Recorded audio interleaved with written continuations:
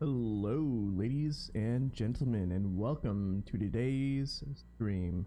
This, of course, is the captain speaking, and today we are going to be playing a game a little bit different from other things and something I've been looking forward to, called Super Daryl Deluxe, the story of a high school student who dreams of being a rock star. Yes.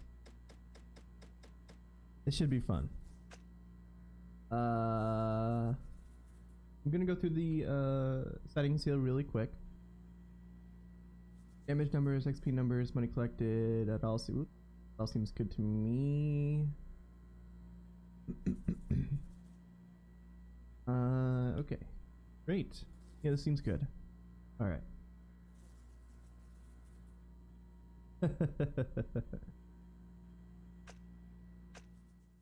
New save. Game does not autosave. Make sure you visit the bathroom often. Okay.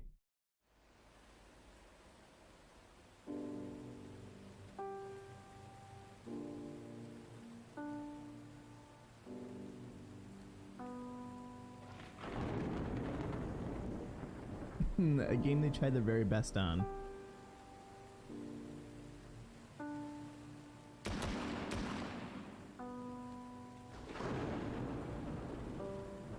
Trenchcoat kid. Jig is up, Detective Daryl.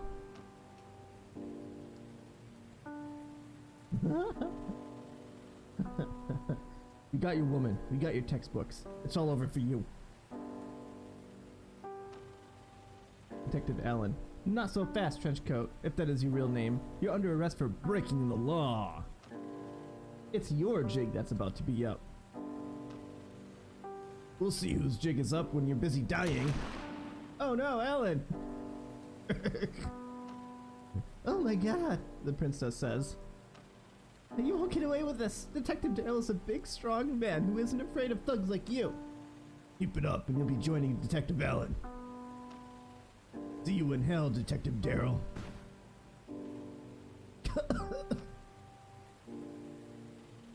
Looks like my jig is just about toast, buddy. I really thought we had this this time. No use standing around watching me bleed out in this cold, dark alleyway. Go get your woman back. Just promise me you'll tell mine that I won't be home for lasagna Saturday. Oh no, Daryl! Oh my god. Look at him run. Yes. Jump. Oh my.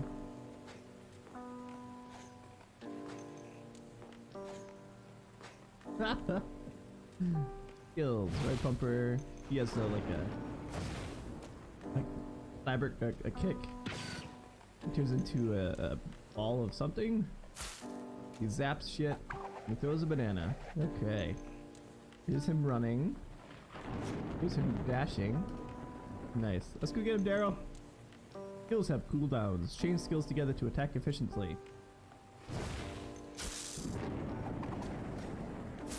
Whoop. Get him, Daryl. Got him. Got him good.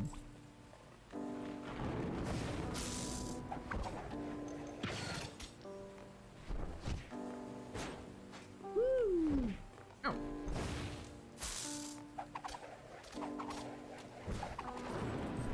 Alright, we get some money. Wanted, Detective Daryl. Free coupon with bounty. Wanted, dead or alive. Public enemy. Oh my. This is getting good.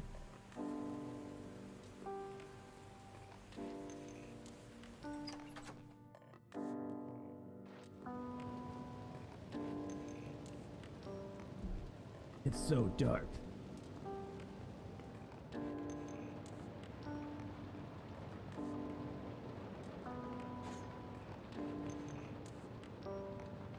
Hey, you best buddy. Huh?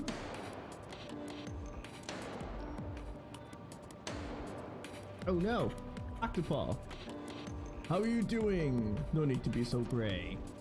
Don't you worry about what happened to Detective Allen. You were always my favorite. I know. How about some textbooks to get your mind off of it? Ah! Ah! Oh, the bombs. Oh, giving you textbooks is tiring. Don't worry, buddy. Something or other I couldn't see. Pick him. Run, Daryl, run.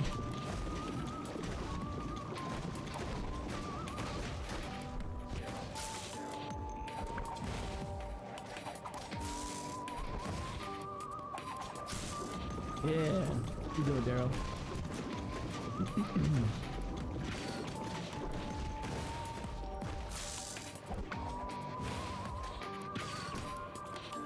Oh, buddy, here comes more of them. Don't worry. How about some textbooks? Oh my. Ow! Get him, Daryl.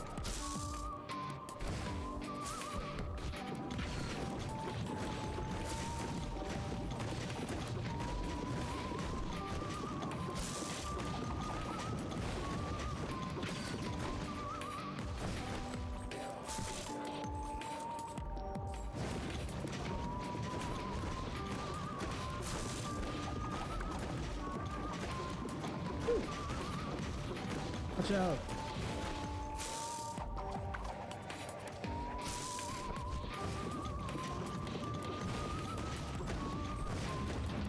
Wait, don't leave yet. I was just about to promote you. How does super detective sound?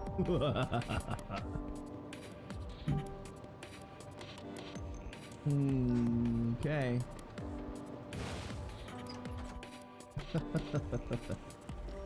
Potential kid. You want your woman back, Detective Daryl? Well, she's mine until my jig is up. And right now, my jig is all the way up here. Come and get her, Detective Daryl. Ah!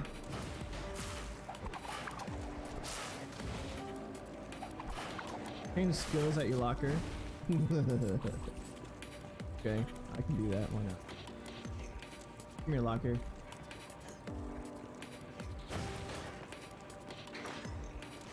What do we got?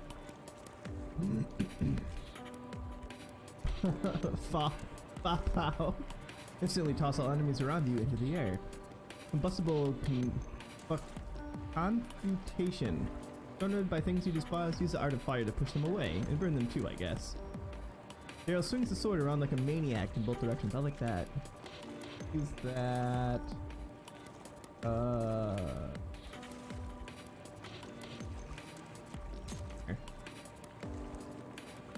Launch an orb of electric murder out of your chest like a real man. Press again to detonate early if you're into that sort of thing.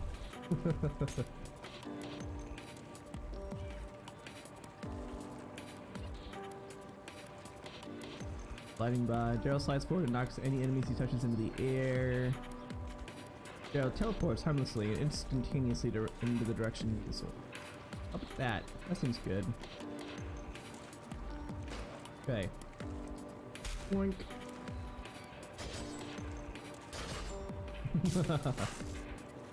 Okay, I like that. Ow.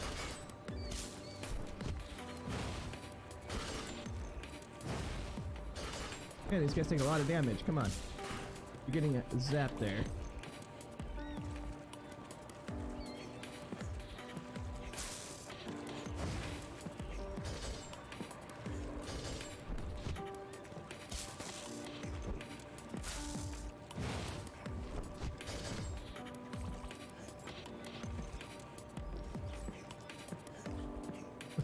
I like how he flips around when he jumps.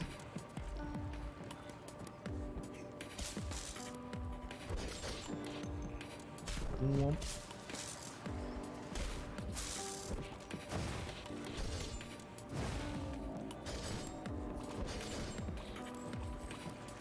Textbooks this way.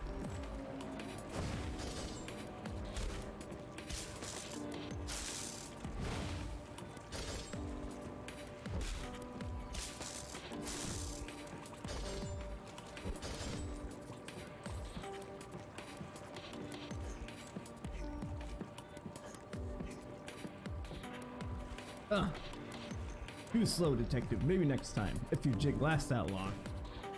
No! My. Ah, it was a trap.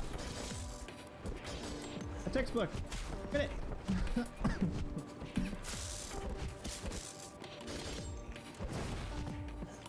Sit. Where are you going, textbook?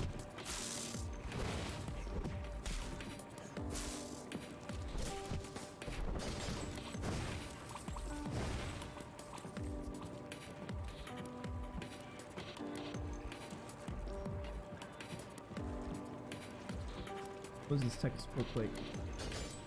I'm confused. I'm not sure what the textbook is supposed to do.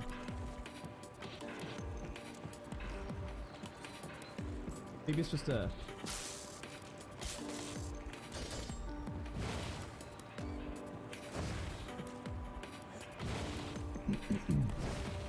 Maybe it's nothing.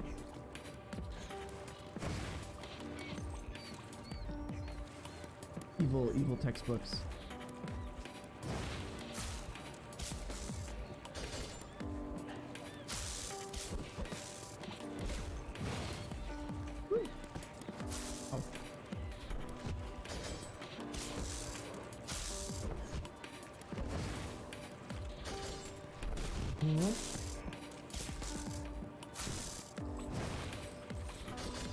Get him. Oh.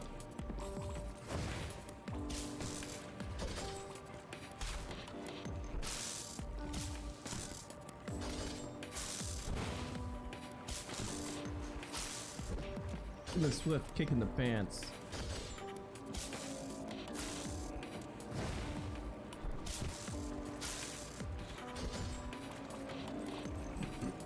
Let's go, Daryl. We got places to be. What the shit? Depository of Doom. Yes. Bomba. This is where the jig ends, Detective Daryl. It's just me, you, your woman, all your textbook, and this empty room full of dynamite. Turn around and I won't have to blow you and your book straight to the moon, but take another step and the woman gets it.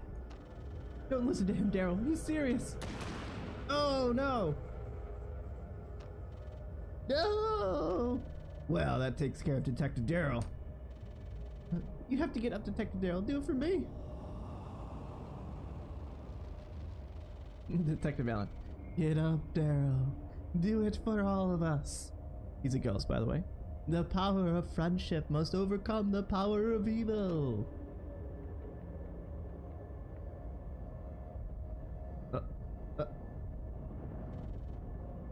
No! What's happening? The power of friendship is rejuvenating him. Come on, buddy. You can do it. Your jig isn't up yet. Oh. This can't be. My plans are ruined. Oh, shit. Detective Daryl, you're alive. You did it, pal. Now solve this case like the detective you are. So this is how it is, huh? I should have known that the mighty Detective Daryl couldn't be stopped by mere bullets alone. A round of old-fashioned fisticuffs it is then. You only have 30 seconds. I don't mind killing you in front of your woman a second time, but you better hurry because this place is about to blow sky high. Oh no!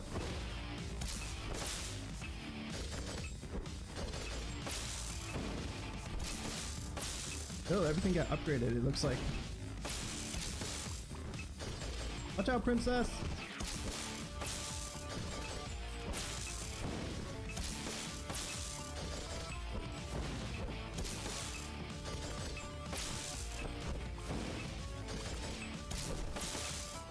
There's literally no way I could have done it. Error? Oh, the bomb bugged out. Nice. Reset. Error. Take that, trenchcoat. You can't beat Detective Daryl.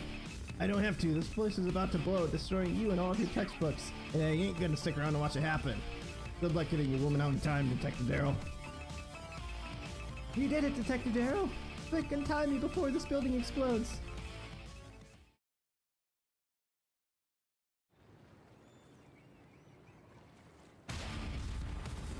You're my hero, Detective Daryl. So big and strong. How about we go back to my place and I'll make you a big batch of cookies? Daryl? Are you listening to me? Daryl? Daryl! Hey! Have you heard a goddamn thing I've been telling you? No. Son of a bitch.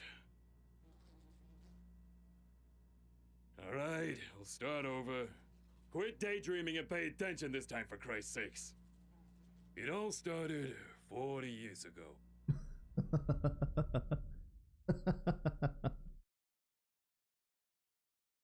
Waterfalls High School, 40 years ago. And now it is my honor to proudly introduce the valedictorian and salutatorian for the Waterfalls graduating class of 1975.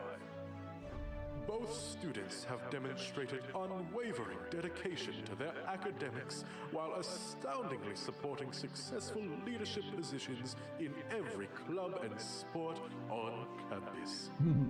Clubs and sports which have, under their guidance, claimed #1 spots in every club and sport championship around the world.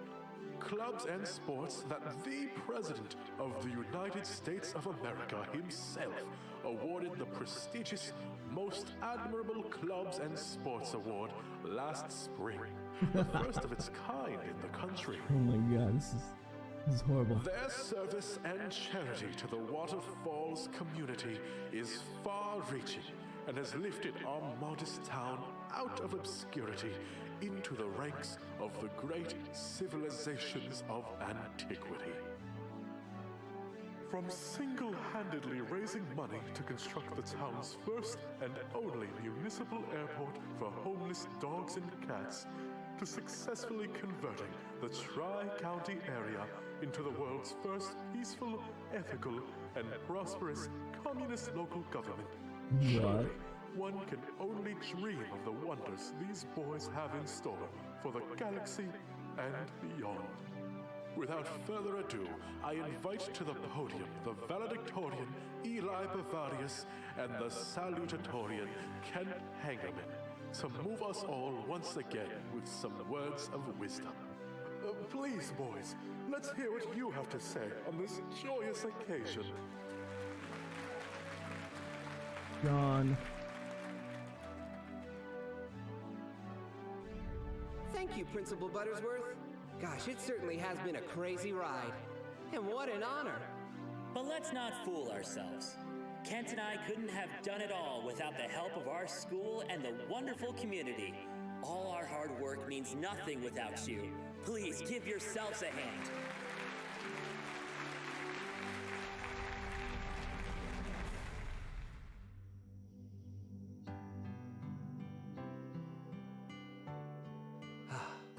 What a wonderful way to end this chapter of our lives. Sitting here atop this hill, basking in all we've done today, and all we've yet to do tomorrow. I think we can really change the world, Eli. Think how far this momentum can take us. It's a new chapter, Kent. Especially with every top college on Earth begging for our attendance. You know, I was serious about what I said at graduation. Which part? The part about not being able to do all we've done without the help of our community. If we hadn't shown our town the ways of love, tolerance, and cooperation, we'd have never cured seasonal allergies or resuscitated that frozen mammoth.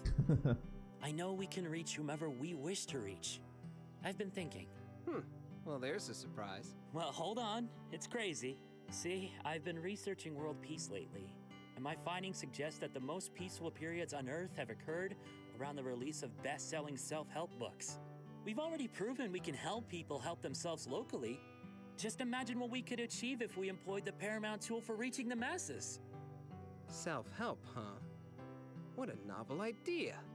A book that helps people help each other through helping themselves.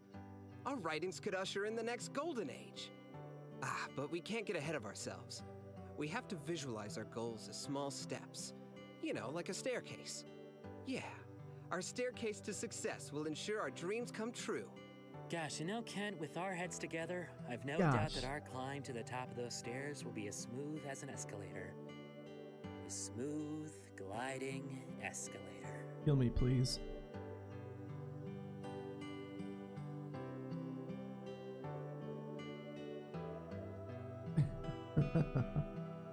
Why is this the beginning? I don't understand. I don't understand at all. That's okay.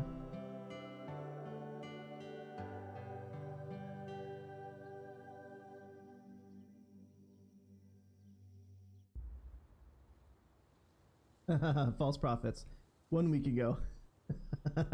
Pleasure to meet you, Daryl Whitelaw. My name is Mr. Roboto, and I am the vice principal here. As you know, Waterfalls High School is the finest school in the state. We pride ourselves on the beauty and safety that our campus offers. This institution boasts a vast network of friendly, helpful students for you to use at your disposal. If you ever need help, do not be afraid to reach out to any of your peers or faculty. Of course, academics are our #1 priority. There's nothing we care about more than the success of our students. To ensure your success, we have designed the perfect habitat for adolescents to learn and pupate into upstanding citizens. Just make sure you have a hall pass. Now that we are friends, here is your class schedule. What do you think of your classes? I have no idea. Study hall, huh? Oh, and one thing a gym. Yes, Daryl, that schedule will be your guide to success here at Waterfalls. You're going to do just fine. It's Mr. Roboto, look at him. Classes are about to begin soon. If you would follow me, I will show you to your very own personal storage unit. Oh my god. This game is amazing already.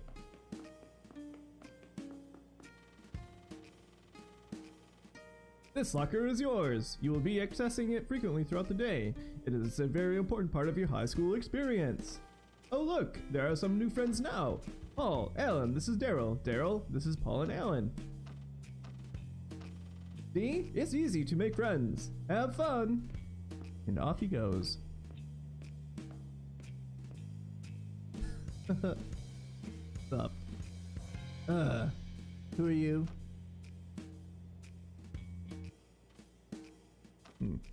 Okay, bye. Oh god, he got closer. What do you want?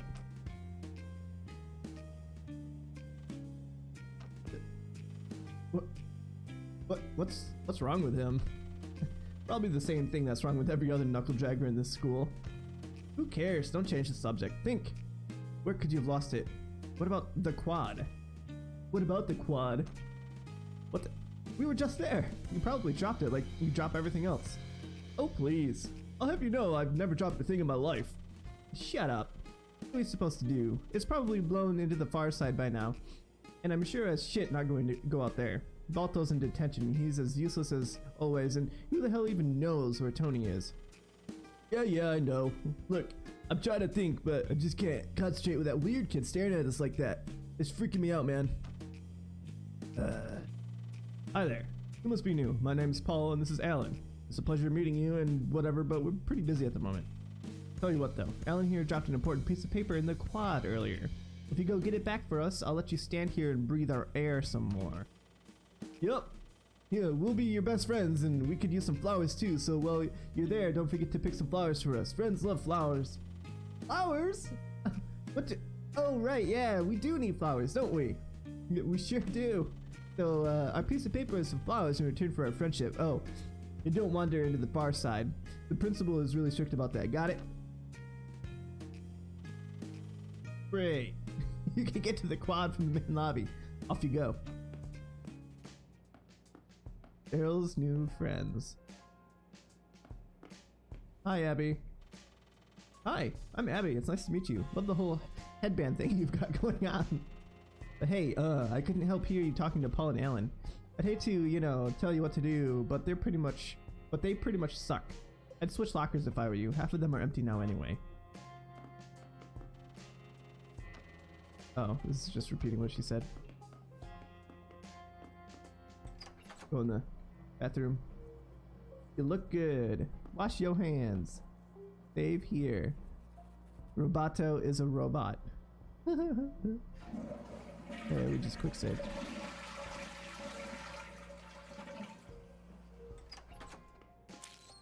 Oh no! Uh-oh, that was probably not something I should have done. In the East Hall. Try to be healthy. From Valentine. Am I? Main office. Hall.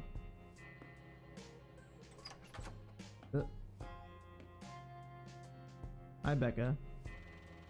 It's strange seeing the school so empty. You're new, right? Did you happen to catch a glimpse of the principal's face? As far as I know, no one around here has actually seen him in person yet. Maybe that will change this Friday. I imagine he would give a speech or something. I don't know his last name, at least. Is this the quad? It is the quad. What? Damn it, bird. This monument is dedicated to Eli Bavarius and Kent Hangerman, whose boundless brilliance and generosity led us all to world peace and to Waterfalls High School, the institution that allowed their greatness to blossom. Roboto is dandelions. Sidewalk closed. Oh, come back here, bird. Rob Mancheesy. Yeah, I know I'm not supposed to be out here, but with the new administration coming in and the new principal banning anyone being on this side of the quad, I don't fear the consequences though. Yep, with all these other kids disappearing left and right, I almost feel jealous of them. I'm thinking at some point here I'll just up and disappear myself. Run away from it all, maybe camp out in the desert and listen to the coyotes, eating beans and barbecue. That's the life. Need a piece of paper and 3 dandelions. Dandelion. Hi there, friend. If you promise not to tear me out of the ground by the roots, I'll teach you how to jump. Just press A. Ah, getting a little close there. You promised. Just tow him out of the ground. Okay, this side of the quad is getting a little weird. There's a bench floating upside down. I heard Johnny screaming down there. I think someone is picking us. Please jump over here and protect me. Hold left trigger to sprint. You can jump further that way. Ah! Oh no. Woo! Alright. You did it. Is that dirt under your fingernails?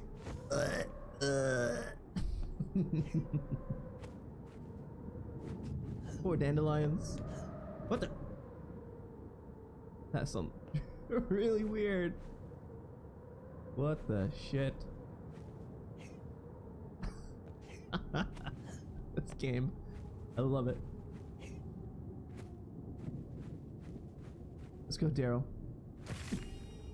Him's locker combo. And look, a squirrel boy. Ah, good God, no.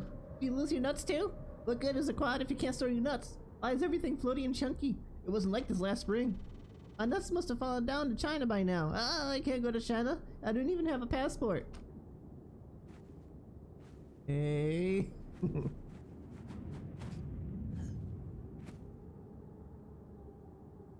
How do we back? Can I go this way? I just jump down? Yeah, looks like.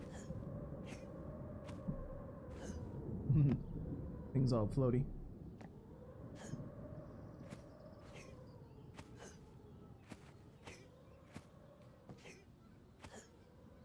Hey, we're back.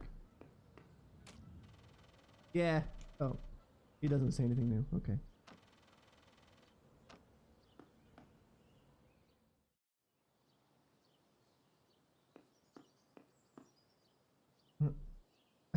I like how he's missing his hand and the other guy's missing his head. That was about right. We're back. Never mind that everything's out. What the? Mark? Roar. He's a bear. Yep, he sure is. Alright, let's go here.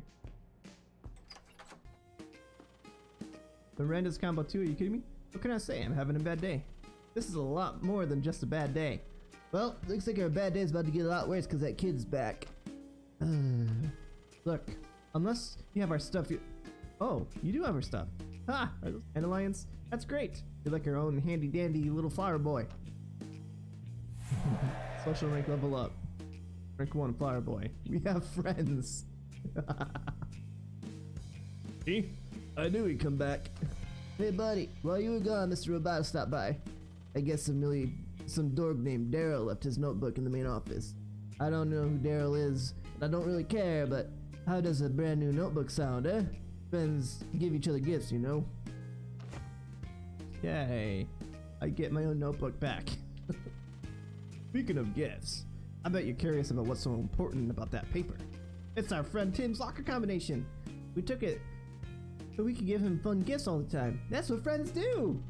And those flowers, you ask? Those flowers are exactly what Tim needs to spruce up his locker. Friends love flowers. Now go ahead and put those lockers in Tim's locker for him. It's over there.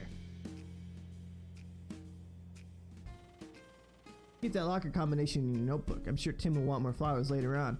Come back when you're done. I have more jobs for you, so you can earn our friendship. Press the view button to open Daryl's notebook. Okay. I love it. Look at how he draws himself. It's all about your own personal vision.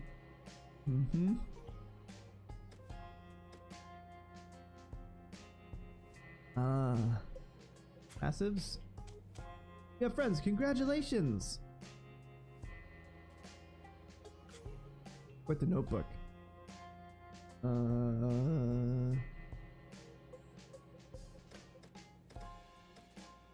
Locker combos. Tim 701. Prologue. Your name is Daryl Whitelaw, and today was your first day at Waterfalls High School. You were warmly welcomed by the vice principal, Mr. Roboto, who, while directing you to your new locker, introduced you to two of your peers, Paul and Alan. To allow the seeds of friendship to grow, Roboto left you kids alone.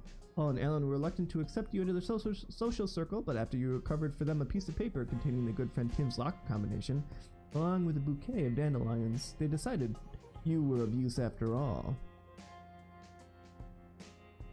Friends. Not friends. Who are we friends with? Ellen. Paul Palt. Age 16. Yearbook quote. Advertise your business here for as low as $5. Fun fact. He's deathly afraid of showing genuine human emotion. He's most likely to disregard morals and ethics. Alan Orpter. The kids that work on yearbook staff are tools. Tools, man. Thinks fun facts are for tools. And then most likely to end up missing. Mr. Roboto. He's middle-aged. Try your best and be yourself, is his quote. He catches fire in the rain, and he has the longest battery life. Huh. Okay, let's go. Hi, Alan. Can we just talk to you? Tim loves flowers. Don't think. Who's this? Keeper of the quests. What? You've got to be kidding me. You must be the worst dwarves and druids. You must be the worst dwarves and druids player I've ever seen, wandering around without a clue. You're completely oblivious to the number one rule: keep your quests organized. Do you even know what you're supposed to be doing right now? If you even care about D&D, you'd know to check your quest page and find out your current story quest. If you weren't a complete slob, you might know to keep track of all your side quests too. All the information you could possibly need to complete your quest is right there on the quest page. Do you even realize you can add quests to keep updated? You literally only have to check a box. You probably couldn't figure out how to use a pencil. I bet you haven't even kept a journal of all your quests so far, like the unskilled moron that you are. Check out your quest page now, and while you're at it, open your journal and start keeping track of everything you've done. It's people like you that make D&D so frustrating to play. Nobody knows what they're doing. Okay. Skills. School. Quest page. Uh-huh.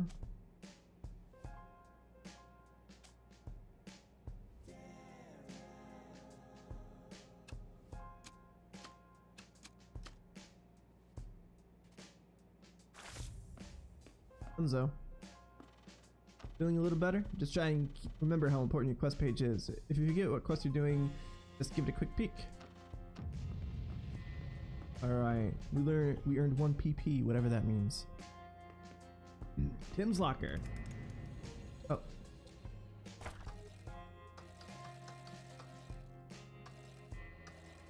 $701. You put the dandelions in Tim's locker. And then we got some lunch money. I don't want to steal lunch money, no.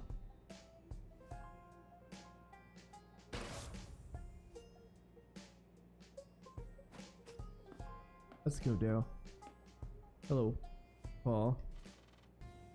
Tim didn't see you, right? Don't think too much about it, Don't think too much about forcefully entering someone's locker. See, we surprise Tim with flowers all the time, and he absolutely loves it. Friends love flowers. But hey, maybe you're right. Maybe it's an invasion of personal space. However, I like to think of it as a service. But what if we take something every once in a while? Removing unnecessary clutter from our customers' lockers improves their lives dramatically. How else will they have enough room to store our products? It's business 101, Dylan. And business is what we're all about. You're standing in the presence of Waterfalls High School's 2 newest entrepreneurs. Say hello to Paul and Ellen of Paul and Ellen's Textbook Emporium. And guess what? We're prepared to offer you a job as a new product manager. Congratulations. Just say nothing if you want to accept. Excellent. We've got a real go-getter here, Paul. We can't pay you per se, but we couldn't help but notice how repulsive you are to be around. And I mean that in the best way possible. In lieu of money, we are offering you this miraculous book that we found in the main office. If it's good enough for the principal, it's good enough for you. Now, mind you, kids who get caught sneaking in there tend to disappear, so you should appreciate that we got this for you. Interacting with others. It's the book. Yeah. As good businessmen, we went ahead and ripped out all the pages for you. If you want the good stuff, you have to help us nurture our young, fragile business. As a signing bonus, we'll give you the first page for free. How does that sound? Learn to skill. Discuss differences. As project manager, your job will be to secure as much product as possible. Textbooks are a really hot commodity in WFHS, but the trenchcoat kid and his goons have the market completely locked down. Seriously, there's like 100 of those bastards. There's no way they've cleaned out the old classrooms. Well, that's where you should start. You get us some textbooks, we'll give you the pages to that book we gave you, and you'll make a ton of friends. You'll be the Fonz in no time. Hey! Haha, yeah, we like to have fun around here. Well, give him the key, Alan. The janitor's key, you just had it. Oh, I didn't. You're the one in charge of keys. Oh, please. I'll have you know I've never owned a key in my life. God damn it. How the hell is our new product manager supposed to manage our product if we can't get into the old classrooms? We could start by looking in your locker for it since you're the one that lost it. Fine. You're not going to find it there though. Alright, Dylan. Why don't you go find something else to do while we find your next task? I don't know, meet the other students or something. Oh, and by the way, don't carry that self-help book around with you. It's the school's only copy. If they find out you stole it and ripped the pages out of it, they'll probably send you to jail. You know what happens in jail to kids like you. I suggest carrying only a few pages with you at a time and leaving the rest in your locker. That's called plausible deniability. Here's your business lesson for the day. Scram. Daryl's locker and skill shop. Locker. Yeah, discuss differences. A basic ability that offers a longer combo as its rank increases. Whoops. There. Skill shop. Ooh. Blinding logic. Daryl removes his glasses, stunning enemies in front of him. Okay. Hello, skill sorceress. Hi there, handsome. You look like you know how to interact with others. In Dwarves and Druids, players need to work together to get things done. Of course, this goes hand in hand with the #1 rule, getting the best skills. In D&D, we can have up to 4 skills equipped at a time. There are lots of different types of skills we can choose from, and they can all be enhanced after you gain enough experience. My favorite skill is hat summoning. With the flick of my wand, I can summon any hat I want. They're really mean though, and sometimes a bit hard to wear without fighting first. You look like the sort of guy that already knows a skill. Let me summon a mean hat for you to try it out on. Don't worry about getting a little sweaty. Tee-hee. Yeah, okay. Hi. A level 1 Fez. I'm just punching it.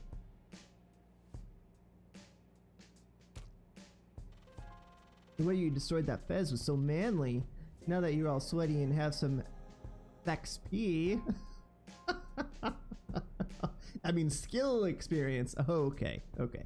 Why don't you use your locker and try ranking up your skill? Wink. Yeah, you just want me to turn around? So you get a better look? Rank up. I have 1 XP. Boop. Hey. I summoned another hat for you to test your enhanced skill on. Don't be afraid to flex a little. Teehee. Yeah. Oh my, you're just tearing through these silly little mean hats. You have some more XP now. Go ahead and rank that big sexy skill up one more time. Rank up. Yeah. There you go, handsome. Now you know the secrets to ranking up your skills. When they hit a certain rank, they transform, but not all skills transform at the same ranks. You'll just have to use that big brain of yours to figure it out on your own. If you hang around with me some more, I could show you some new skills. Wink. Oh my.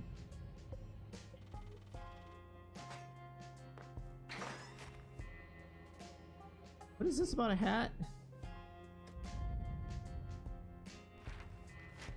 No, okay.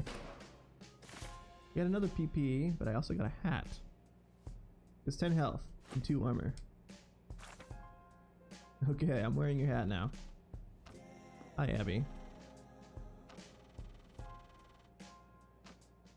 Okay. Go to the bathroom and quick save.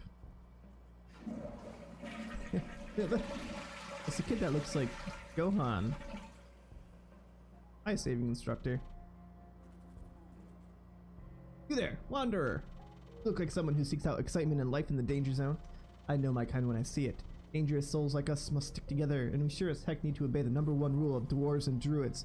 Always save. I bet you're wetting yourself with excitement right now. I know I am. Talk to me when you're ready to hear the secrets of saving progress. Yeah, I already know. Alright, so here's what you do. Every time you find yourself in a dangerous spot and nature calls, just find the nearest bathroom and head to that stall over there to update all your progress and stats in your Dwarves and Druids handbook. If you lose all your health, the game master makes you start over from your last save. It's super lame, so I make sure to save all the time. Listen to me and you'll never quit the game in a blind rage again. Happy saving, wanderer.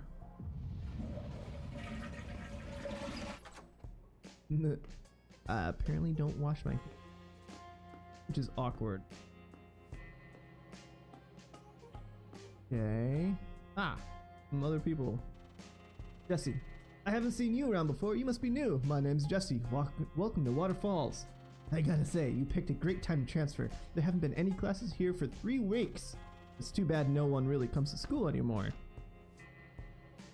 Chelsea, are you foreign or something? Blurzo. Hey, Blurzo. Dude, I can't remember where my locker is. Science lab.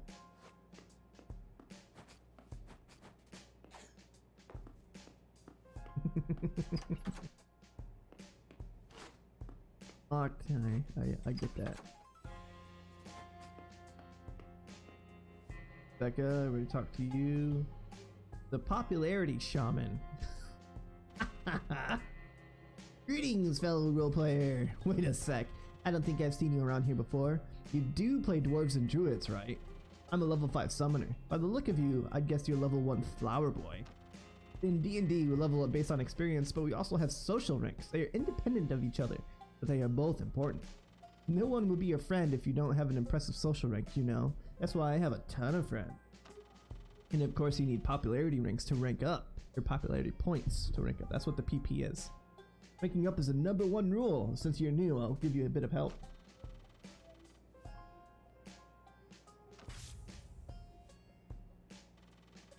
I'm glad you're so excited about popularity points. I aim to have the best rank in this realm someday. I do as many quests as I can for the common folk to gain as many PP as possible, because when you rank up, you unlock new passive abilities. Good things come to those with good social rank. You're on your way, flower boy. Hi, bear.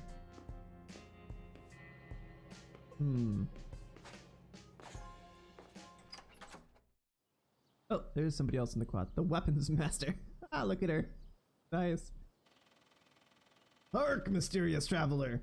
Where are all thy weapons? Durst thou not know anything about dwarves and druids? Or perhaps thou is not, like, familiar with the number one rule. It's dangerous to go by yourself.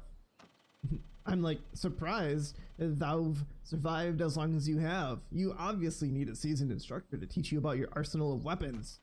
In D&D, we all have, like, a page in our mighty notebook that represents our inventory. It holds a bunch of information about our equipment, stats, and items. There are 4 types of equipment: weapons, hats, outfits, and accessories. Our inventory has special tabs for each type. Just click through them. Each type of equipment does something different. I was confused. Very well, let me put this into terms that help me understand. Weapons are like water for a warrior's soul. They add strength and come in 1-hand or 2-hand variations. Thou must never carry fewer than 70% of weapons on your person at any time, or risk consulting the god of weapons. Hats add health, but thou can think of them as like weapons for your head, for this is not far from the truth. Outfits are like weapons that you wear around your body. They add defense to protect you from other weapons. Finally, accessories are special weapons that do a whole bunch of things that normal weapons cannot do. The god of weapons allows us mere mortals to wear 2 accessories. Equip this mighty weapon. Okay. It's a marker. It gives me +1 strength. It's non-scented. Haha! Hark! It has been ages since I have seen such a fine weapon. Well done, young warrior. Keep collecting equipment and you'll be like exploring vast dungeons in no time. But consider thyself warned. Your level must be high enough to wear certain equipment. This is to protect yourself from yourself. I got a dried out marker. Just any marker, but a dried out marker.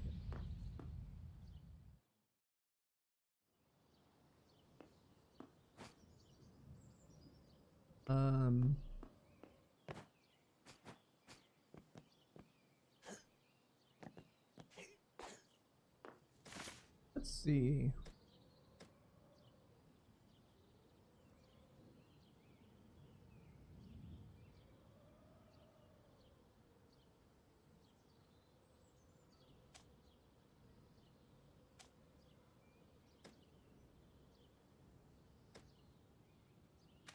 We have the Fez, calling glory days of the Ottoman Empire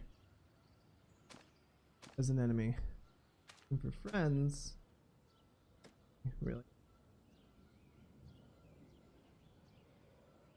we need to go back to the North Hall. Okay.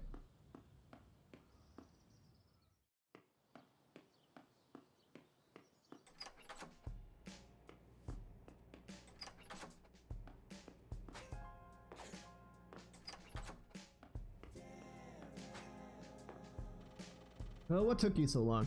We found it forever ago. This is the key to the janitor's closet. All the classrooms were locked down weeks ago, and you'll need this key to get into them. The janitor's closet is in the East Hall, and this key should be in there somewhere. As for a place to start looking for textbooks, try the science room. That one was locked down first. You have everything you need, so take the keys and go get us some textbooks.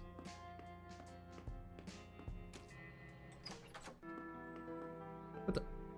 Oh my poor sweet Riley. Something or other I couldn't see. Hi, Gardner. Stop. Some heartless monster murdered my sweet Riley. Right over there. My baby was smashed on the floor. What kind of sick animal will smash a poor old woman's friend? Oh no! That was a rat. Oh, you can't begin to imagine my heartache. If her favorite bow wasn't attached to her tail, I might not have even recognized her, smeared across the floor like a bug.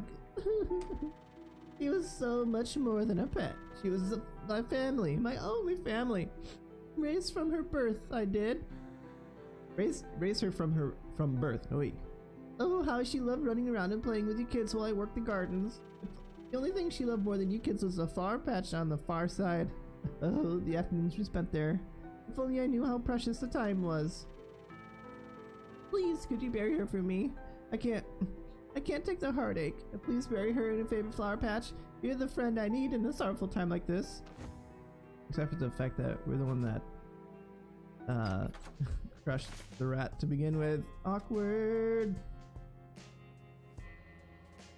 He opens his janitor's closet. A smashed rat and a trash bag. Yeah. Woo, let's go. No, Daryl.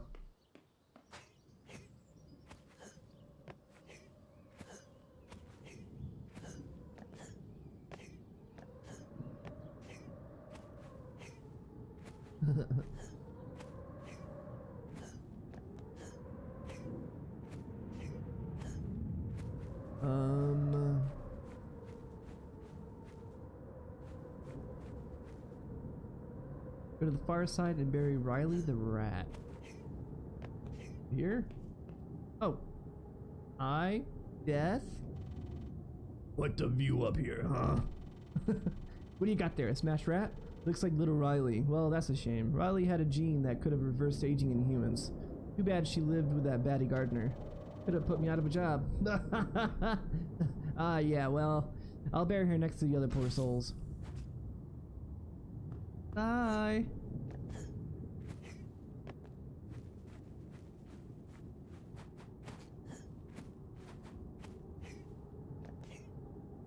Oh! Oh, I'm okay. Apparently don't care.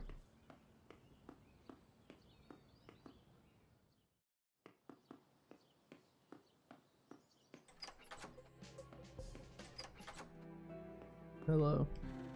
Oh, this is Riley's bow. She always loved this bow. I want you to have it. She would have wanted to thank you for burying her by the flowers. Riley loved flowers. A bow gives me 4 health and 1 strength and 1 armor. The cute pink bow from the sweet old lady's pet rat you stepped on. Okay. Let's go. Janitor's closet.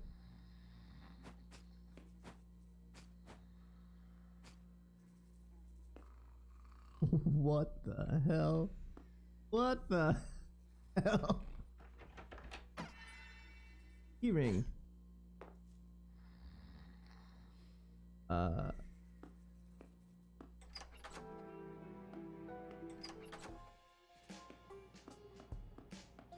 Let's go save real quick. Okay, gotta wash your hands. Hi, Paul. Did you get into the science room yet? No. Hold up. I did.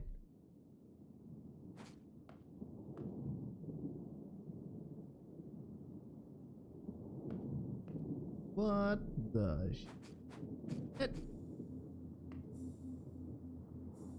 So Daryl walks into the science room, goes to the back of the classroom, and just is like, what the hell? Punch me. I'm sure I don't want to punch you, okay? Photosynthesis!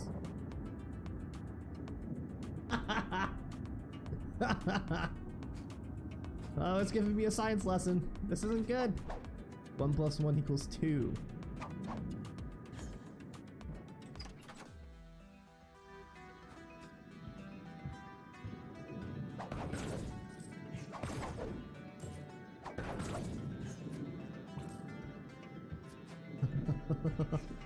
Ruler, yup. Is this a beaker? Mm-hmm. A syringe with a frowny face on it. Beware, anthropomorphized science equipment. Yeah. Oh no! Earl the flask. Let me out. Oh, I gotta level up. Great.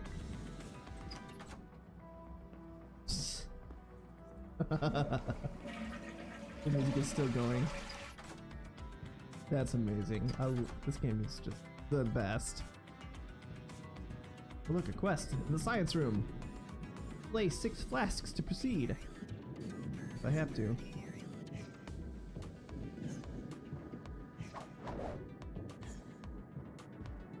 Power God. Salutations, small invertebrate. It would seem your path is blocked. Press the button below and perhaps I can aid you on your way. Duck by pressing down and press A to drop through the platform. Yeah. Blink. The science god, everybody. He's kind of awesome. Okay. Is that dirt under your fingernails? No. No. Definitely not.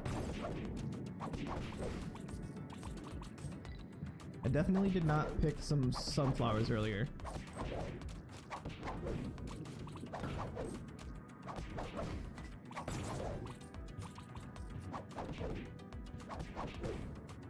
Did I get the quest done? Hold up, I want to see this quest again. Map quest complete. Oh.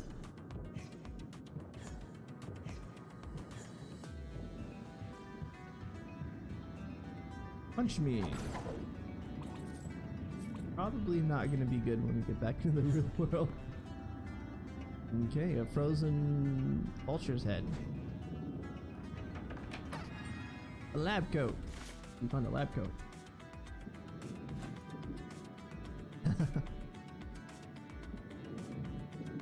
The fez. Everything about how you obtain this fez is weird. Lab coat. You're basically a real scientist now.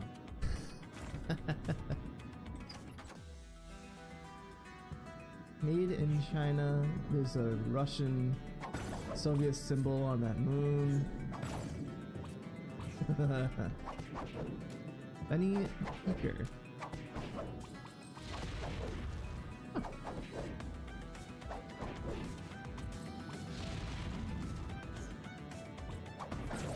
I have 31 sex P.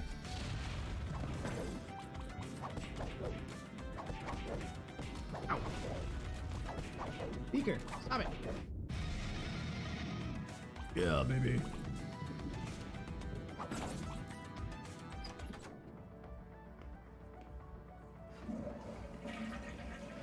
You know, I'm probably actually just like in the floor there.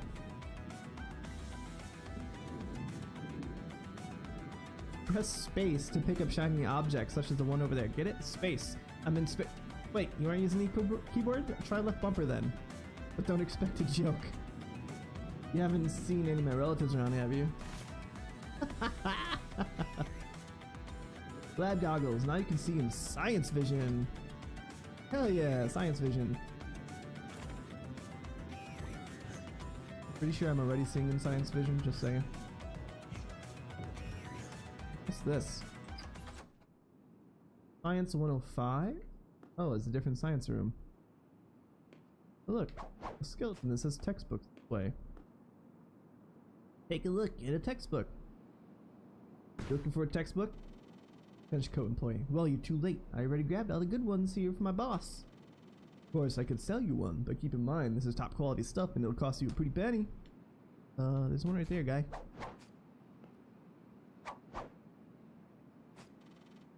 That'll be $5. Aw, I don't have enough. Sell anything? Broken glass. Okay. Finish.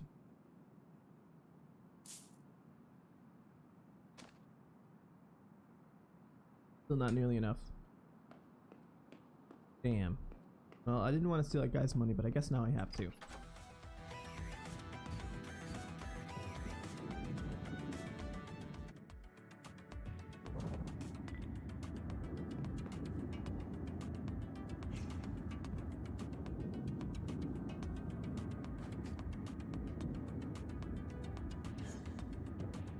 Run, Daryl, run!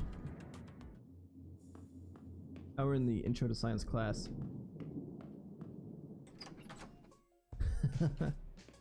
Alright, sorry Tim, I guess I have to take your money.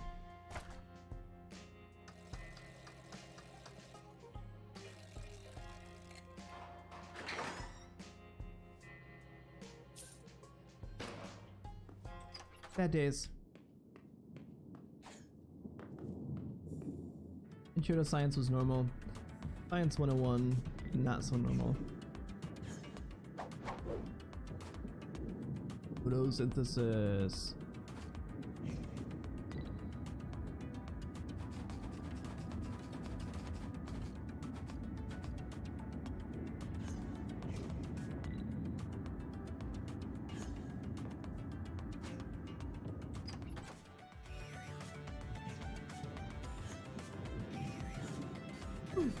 All right. Science 105. $5. Yup. Our main product, top quality stuff guaranteed. Okay.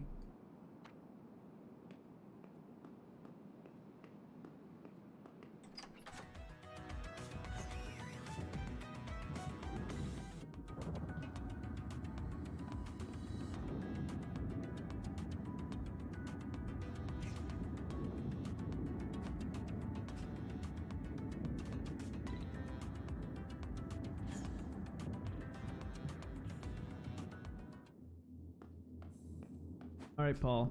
I found a textbook and I will conveniently not tell you that I bought it.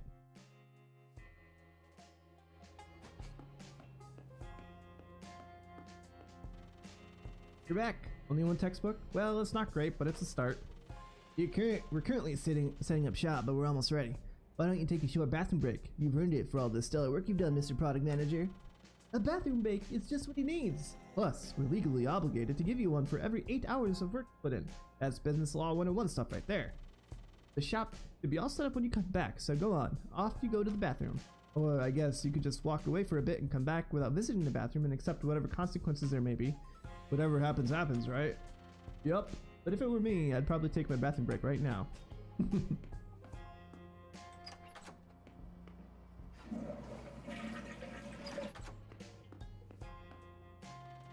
We're open now, so come on into the shop and reap your reward.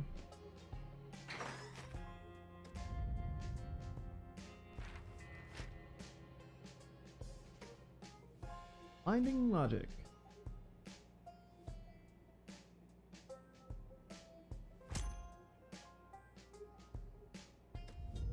Okay.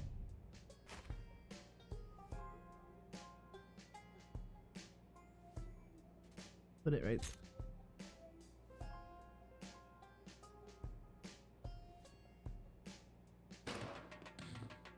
Which one of you assholes put the flowers in my locker and stole my money?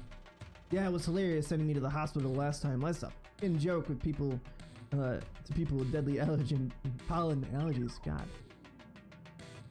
And look at his shirt, dirt bike. I know it was one of you two. I don't know how you keep getting into my locker, but this is the last time it's going to happen. I'm going to send you both to the hospital. It wasn't us, Tim. Dan did it. Yeah, we didn't know anything about it. Who the hell is Dan? He's right here. He's new. The way to go. You pissed him off. We're out of here.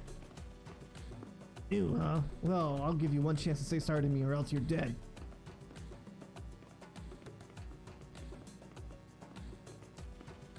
Too tough to say anything, huh? That's it. Uh-oh. Gorilla Tim. Oh boy.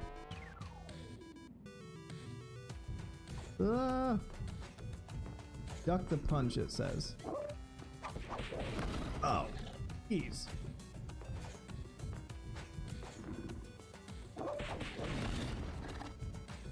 Duck the punch.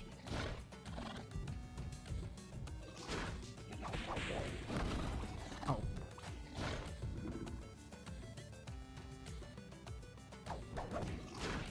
Oh.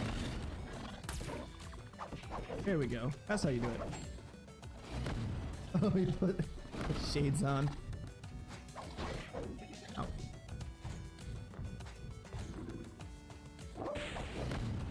Hmm.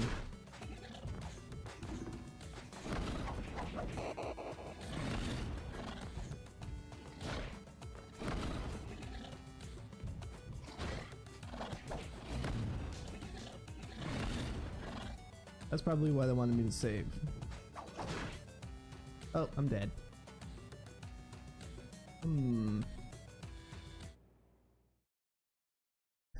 I killed Daryl. No. That's why we save. No, that's also why they give us such a big hint.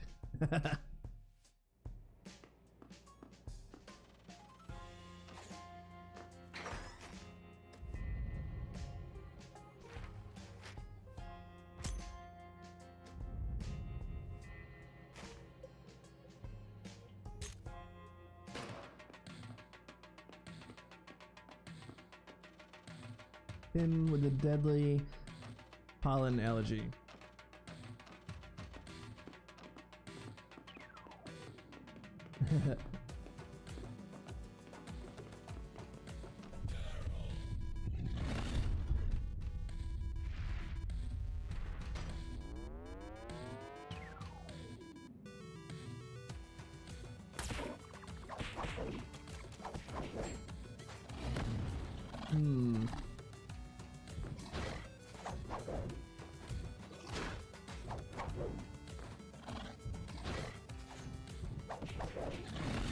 Ow. I know what I'm supposed to do.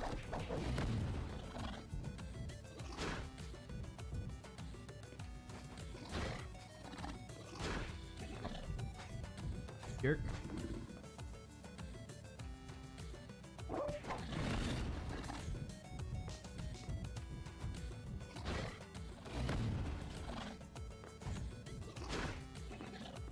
Probably gonna die again here. Very clear. Oh, I see.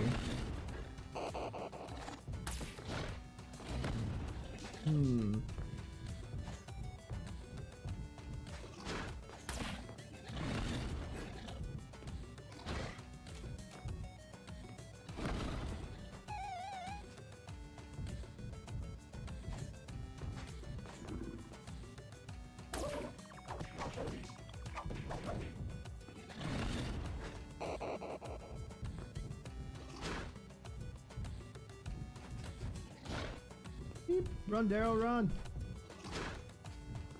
Okay.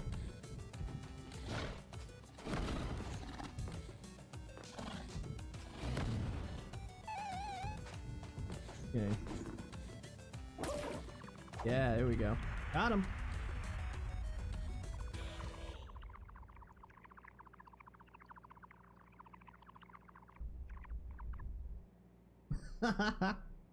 He's just standing there imagining that. He was like, you're fucking weird. Stay away from my locker. He walks off. We didn't even get into a fight. End of the prologue.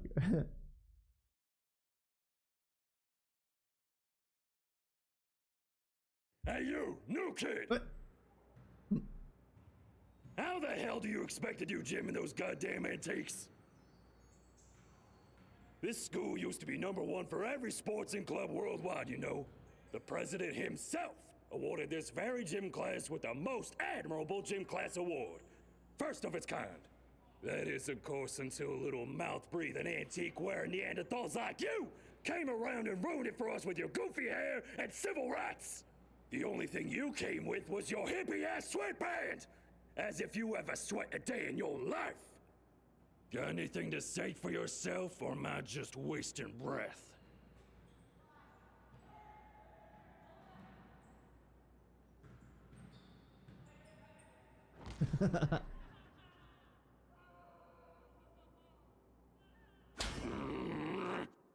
Get out! Daryl doesn't speak.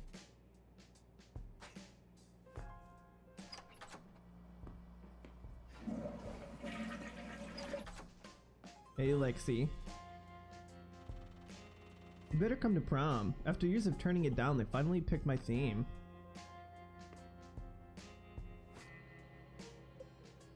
Will suck. Ball of suck.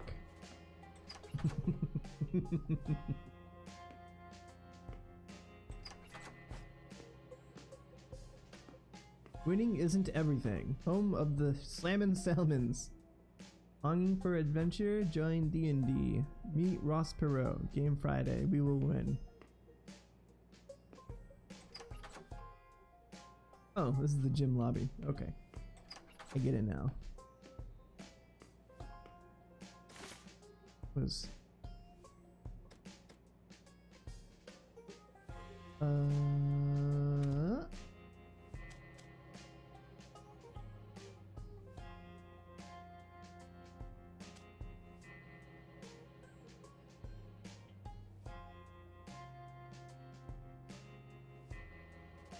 On your return, Paul and Alan were unimpressed that you had only brought back one textbook. However, they were eager to make a deal and sold you a new skill anyway. This transaction concluded just in time to meet your new friend, Tim, who joined in to remind everyone again that he was deathly allergic to dandelion pollen and that he would rather they didn't open his locker and take his money without permission. During this exchange, Paul and Alan kindly introduced you to Tim, who selflessly wandered off in order to let you acquaint yourselves in peace. Tim then turned into a towering gorilla and proceeded to attempt to disembowel you. Your new skill came in much use, however, and you were soon able to talk Tim back down to his calm, rational human form. Before parting ways, Tim reminded you again to please refrain from using his locker without permission. Finally done, you stood there in the hall, reveling in the events that transpired in your exciting first day, sure that you were in for a thrilling adventure. Your second day of school began as pleasantly as the last one ended, this time by getting tossed out of gym class for not wearing the proper sports garments. Left with only study halls for the rest of the day, you are free to wander and explore your new learning environment. Yes. Dad's Locker. Dwarves and Druids Club. Popularity Shaman. Storage Locker. Welcome, almighty flower boy, to the High Guild Hall, home of all things dwarves and druids. Perhaps you are seeking new quests or a beautiful wench to satisfy your boredom. Step inside and let my brothers whisk away your aches and worries with endless ale and roasted boar, and may good fortune follow you. Okay. Holly. My parents are lawyers and told me that if the school chef doesn't cook lunch again, that they would sue the sorry excuse for a school into the ground. I don't want that, of course. All I want is a healthy, gluten-free, vegan-friendly lunch with non-GMO, organic, locally grown produce. I tried going to the kitchen and telling the chef myself, but he just laughed and threw a lettuce at me. A journal enthusiast. Wowee! This here journal sure is exciting. Not only does it keep track of everything I do, but it's darn right funny to boot. I sure do feel sorry for these nice people who aren't reading their journal. Oh, I am reading my journal. Gabe? Hello? Is someone there? I hear breathing. Can you help me? Some bullies locked me in here. I don't know my combo. I have no way to contact my friends or family. Please, if you could just let me out, that would be nice. Please? Okay. The locker loser. Hi, Becca. What? So only honor students are allowed access to the library now? Why? How do they expect us to get better grades if we can't study? What's happening to this place?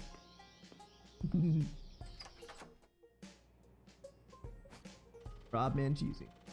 The World Wake Up Day football match was announced this morning, so the whole school's buzzing over it. All thanks to our heroes, Eli and Kent. Between you and me, I'm glad the Utopia kicked the bucket. I ain't about all that high society. I just want to lie down under the stars in the vast endless rolling dunes of a beautiful desert and sing along with the prairie dogs. That's the life for me. Yeah, I'm sure. Hi, Mr. Roboto. Hello, student Daryl Whitelaw. I hope you're enjoying your second day of school. Remember, if you are going to exist in the hallways during class hours, make sure to always possess a hall pass. Have a good day.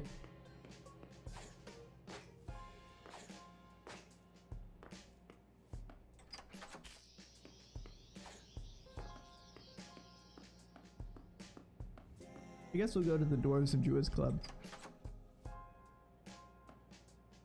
Dwarves and Druids. Saving instructor. I wish I could get upstairs to the new vent dungeon. The elevator has been broken for weeks now. And last time the weapons master carried me up there, everyone forgot about me. I heard an evil vampire spirit lives up there. I'm probably missing out on great loot. Purveyor splendid things, which is definitely not our trench coat kid. Oh! Art thou a newcomer to this holy place? May my shop forever contain the wares that you seek, traveler.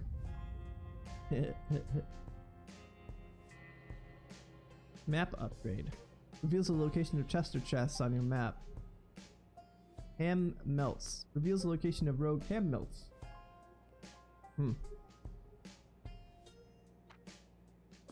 I do not have nearly enough money for all that. Holy moly. And the music in our area.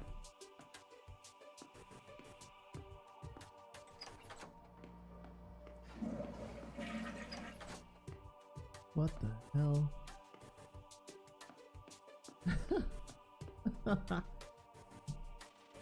Georgia O'Keefe. Any thoughts on this cow skull? I found it rather lovely when I first spotted it. It's a bit, rotty, however. Stinky. Maybe I should wash my hands. Where did we go? Apparently these are all levels. Holy cow. Okay.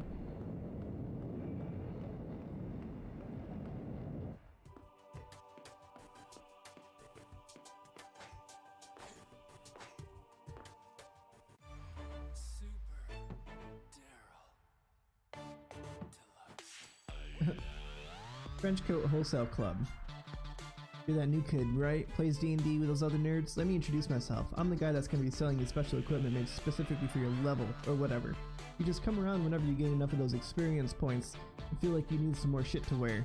I'll always have new stuff that I feel suits you best. You're pretty new though, so I think I have the perfect stuff for you. Take a look.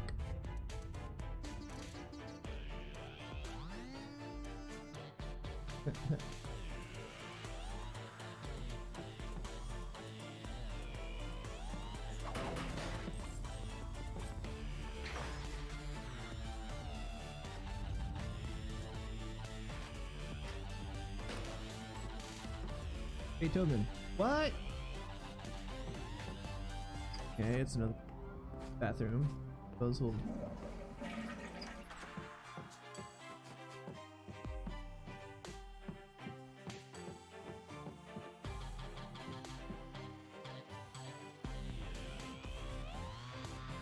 The theater entrance.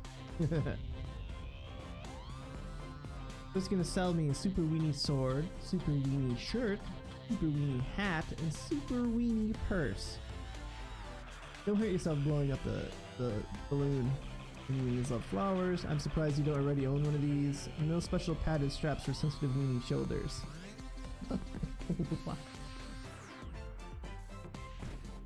Oh! Level 6, huh?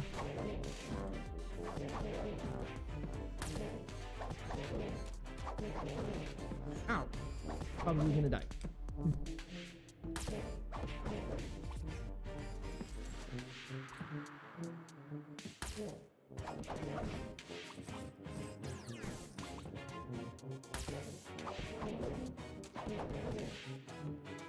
Be careful.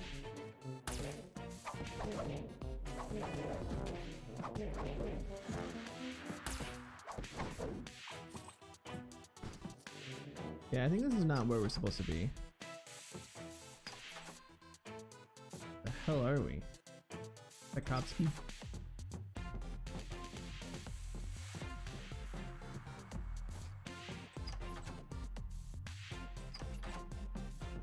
We need to head back.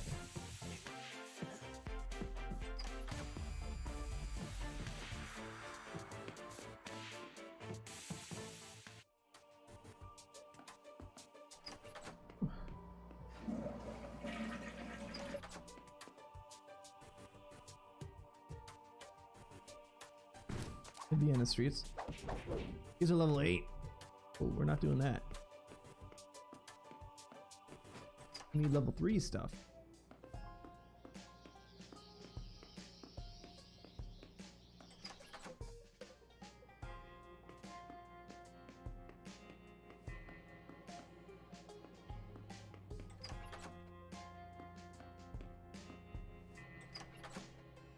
The kitchen? There's a dead cow.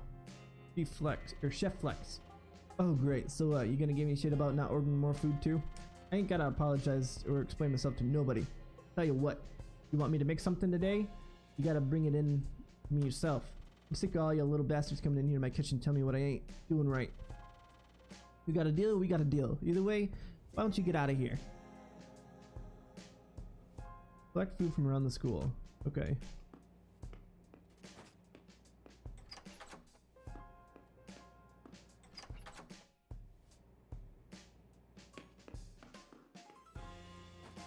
This is upstairs. Bunch of lockers. Jesse. Hey man, you pumped for World Wake Up Day? Not as much as me, I bet. I love World Wake Up Day. The whole thing is crazy, like the entire world woke up from some crazy mass hypnosis and world peace ended. And it all started here. My parents told me all about it. Certainly never trust a book, that's for sure. If they can end the world, imagine what else they could do. That's why I eat all books on sight. My favorite part is burning the effigies, though. Anyway, I can't wait for Chelsea's World Wake Up Day party this year. They're always crazy. Hi, Abby. Hey again. I hope you decide to stay away from those idiots downstairs. They're nothing but trouble, trust me. But hey, are you prepared for World Wake Up Day this Friday? It's crazy to think that they actually graduated from here, you know? It's such a small world. Oh, didn't you know? This is where it all started. World peace originated here in Water Falls. I wonder what it was like. It's wild how much power just 2 people can have and everything they can do with it. Trenchcoat employee.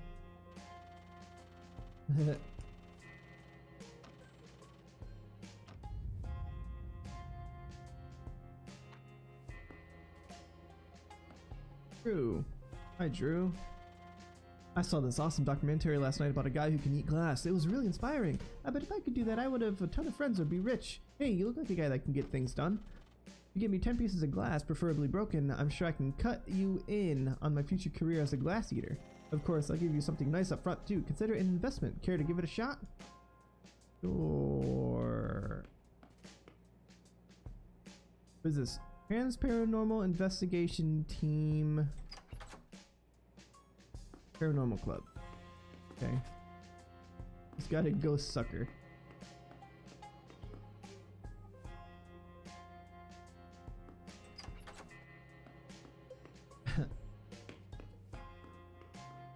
Mark. Arrgh. Clear up. This guy right here gets me, dude. The school may have once been totally cool, and the world may have known true peace, but what good is it when today is only darkness? We celebrate our collective waking up, but like, are we really truly awake?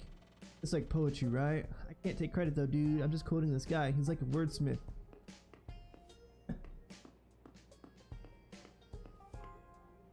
History, can't go in there. This other random lucker. Hi, Kill Sorceress.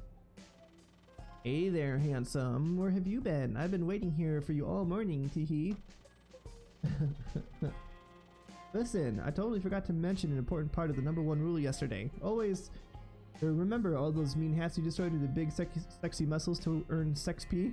There are other ways to earn it. In fact, there are a total of 3 ways to earn SexP in D&D. You already know the first, getting all sweaty and destroying hats and monsters. Wink. Every time you defeat an enemy, it grants you SexP equal to whatever regular XP it gives you. Second way is by doing quests for damsels in distress like me. If the quest gives regular XP, that means you get SexP equal to that amount too. Just like beating up silly mean hats. And I know you're great at that, cutie. I suppose it would have been easier just to say, whenever you earn regular XP, you also earn an equal amount of SexP for your skills. Oh well. There is a third way, and this one is only for skill experience. If you've met the keeper of the quest, you know the knowledge.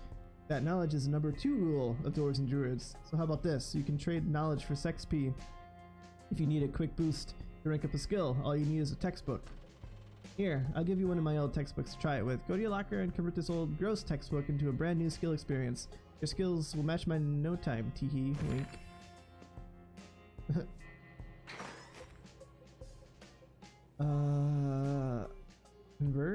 Convert.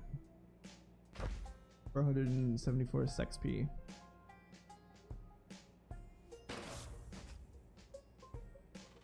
There you go, handsome. Now you know the secrets of earning SexP. Remember, you can trade textbooks in at any time. There's a catch though. You earn more if you're a higher level, but don't worry, Sexy. This school is full of old textbooks. Here, I'll give you one more textbook for doing such a good job. See you around, cutie. Wink. Alan. Oh hey, it's Daniel. There you are. You've started making the rounds a tad bit late up to your second day at work, aren't you? And wearing the same clothes as yesterday, too. Wait, is that a textbook? Oh, look at that, Paul. Our product manager found us some more product. Well, look at that. I gotta admit, I didn't see this coming. Alright, why don't you step into our shop and take a look at some more of those self-help pages? You're going to be making a ton of friends in no time, buddy.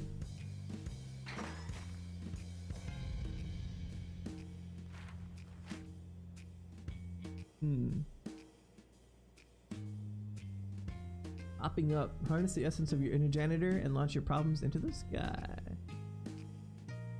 Crushing realization. That thing says, oh shit, like an enemy about to be pummeled by a giant heavy thing on a stick.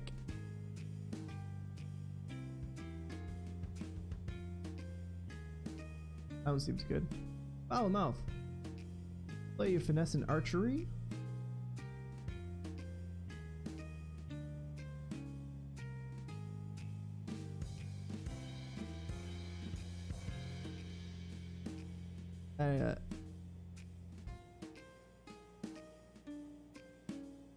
We'll try this, the hammer.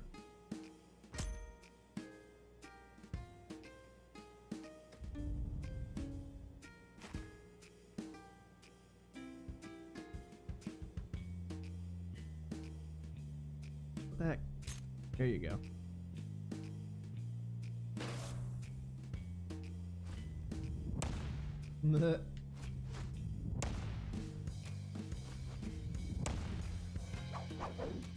We got a fast attack, we got a blinding attack, and we got this one. Follow up with. Yeah. Pleasure doing business. Now on to more serious matters. You were late today, and you're still wearing the same clothes as yesterday. So are you guys. You can see that as this is a problem, right? As a new employee, we expect you at the very least to show up on time and be presentable. How else will we rise to success together? Also, let's not forget that you blamed all of your crimes on us and left us alone with an angry Tim yesterday. What a liar. That wasn't very nice at all. We're supposed to be best friends, you know. Devin, you've every time it's a different name. Devin, you put us in a real pickle with your careless behavior. How can we compete with Trenchcoat Kid if all you're doing is running around lying, stealing, and being late to business meetings? Our only chance is to offer a product that is cheaper, cleaner, and more pure than what he sells. Your role of product manager is a vital one. Speaking of clean, this textbook you brought us yesterday is filthy. Did you try cleaning it in a mud puddle on your way back or something? Today's is even worse. What Ellen means to say is that lately your normally stellar quality of work is leaving a bit to be desired. However you ruin these textbooks is irrelevant. What's important is that we can't possibly sell them like this. What will our peers think if they see us selling dirty books? You're going to need to fix all these mistakes you made or we simply can't be friends. Well, why don't you take that stolen key you have to the janitor's closet and find us some book spray? That should fix this textbook up good as new. We don't normally condone unethical business practices, but your poor upbringing has molded you to steal and lie to get things done. And damn it, getting things done is exactly what we need around here. That reminds me, I should tell you about our employee task list. Paul and I are very busy running this business behind the scenes and dealing with problems that you wouldn't understand. As our new employee, you're going to have to start taking on some more mindless tasks. It should suit you perfectly. Every time something new pops up, we'll post it on that board over there to the right of your locker. These tasks may seem simple, but they are now your number one priority. Alongside your other number one priority, which is to get us book spray. Who knows what kind of opportunities will arise. We won't pay you for doing them, of course. You are our employee, and it's part of your job to do these tasks. I'm sure we can work out some sort of incentive for you to be proactive with them, though. And one last thing, I don't want you getting confused and mixing up packages or business acquisitions, so you're only allowed to handle one of those tasks at a time. Prove yourself worthy, and maybe we'll start letting you do less boring stuff. Well, that's it. Get to work. We better see that book spray by the end of the day.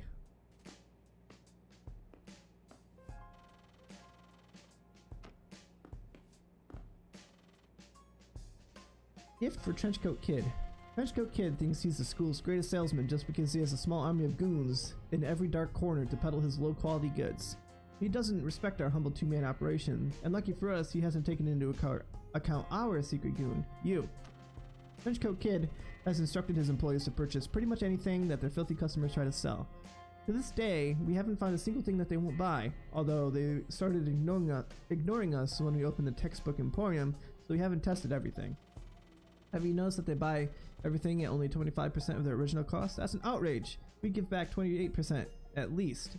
Anyway, we can use this stupid policy of theirs to our advantage. A vast spy network has told us that at the end of the day, all of the trenchcoats meet up and bring their day's earnings and purchases to the kid himself. With this knowledge in hand, we need you to do something that we've never been able to do before. Read carefully. Go get a bunch of bat crap from the vents and sell them to one of the trenchcoats. It'll be hilarious. Those idiots will buy it right off of you, no questions asked, and then they'll turn it over to Trenchcoat Kid at the end of the day. Imagine how bad it will smell. No one will go near your victim for the rest of the day. Try to get it on camera if you can.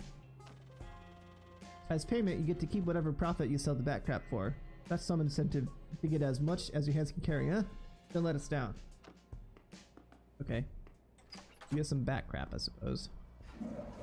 Look, there's somebody in here. Oh, employee task list.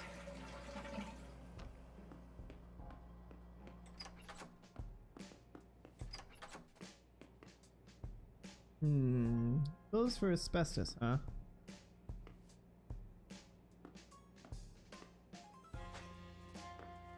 Book spray.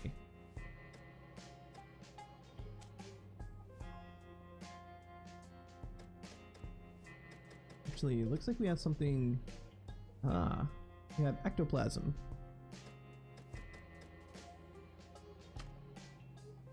It.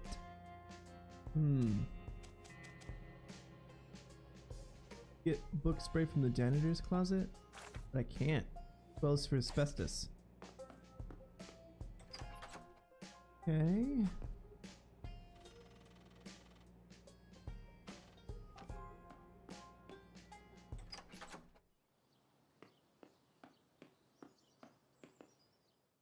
Maybe we need to go over here. Need to find locker combination somewhere.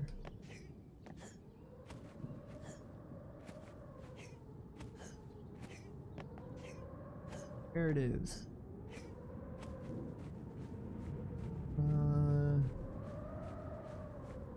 Okay, not up here. Maybe if this will kill us. I don't think it will. Nope.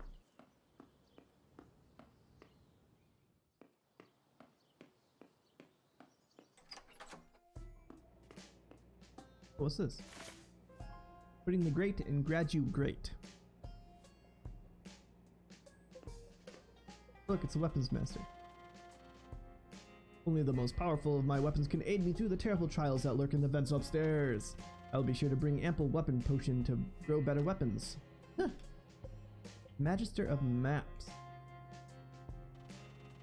Hello there, fellow explorer. I am the Magister of Maps. What a coincidence meeting another one of my curious kind in this lobby, I think. I'm not quite sure where we are, to be honest, but that brings me to my point. The school may be large and full of secrets, but a true dwarves and druids player uses their maps to ensure they never get lost. It's the #1 rule. They're all #1 rules. Maps have all sorts of cool features, and they're kept automatically in a notebook. You can even look at the maps, blah blah blah blah blah. I know, Okay. Oh look, our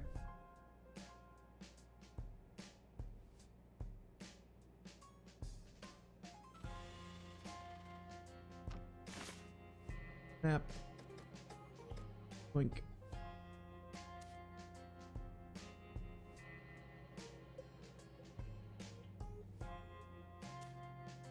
Interesting. We have a bunch of maps here for different areas, even the levels themselves. Cool. I have concluded that we are in fact in the psychology wing.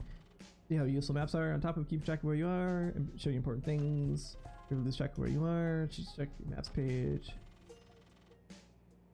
Ah, the Master of Quest told me that a vent grate fell off the wall upstairs, revealing a whole new dungeon to crawl around in.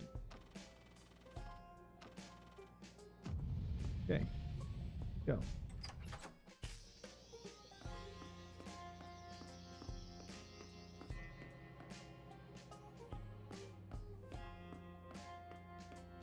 We just need to go upstairs.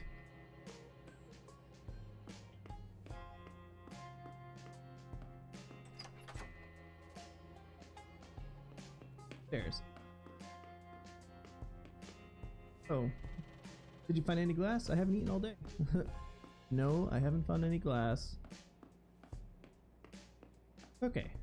Let's go save real quick.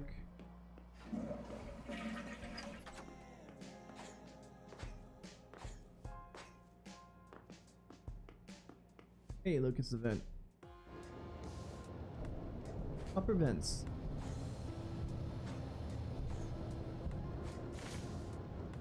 Book wildly successful. Millions help selves to self-help.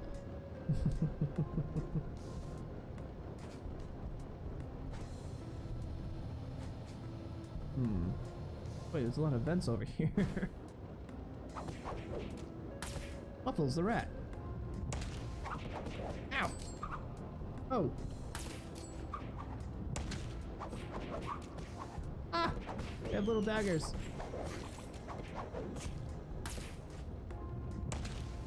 Vent bat. What do we got here? Got some cheese. It has rabies built right in.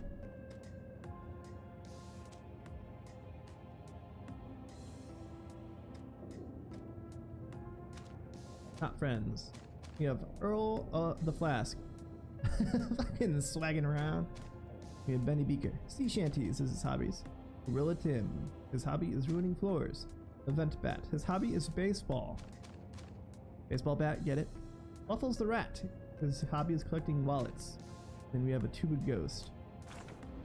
Hobby is playing the sousaphone. Oh. Ish. Nearly died.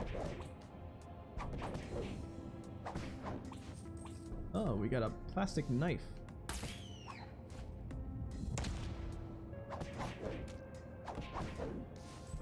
Oh, now we got some back guano. Great. So this is actually a spoon, but it gives me 9 strength. Can't use it until I'm level 4 though. Damn. Bag, mail, here, trash plus. What the? I have no idea what that is. Here. Stab me, Fluffles.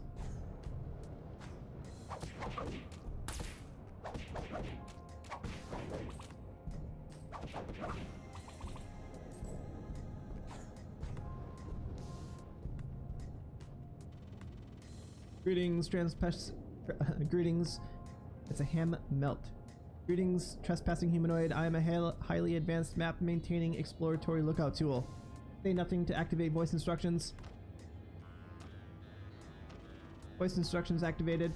Purpose: scout unknown school territory for blockages or objects of immediate interest. Information outpost. 480p LED screen. Follow instructions printed on screen to determine correctability. Capable of removing territory blockage or interacting with object of interest. Wi-Fi not enabled.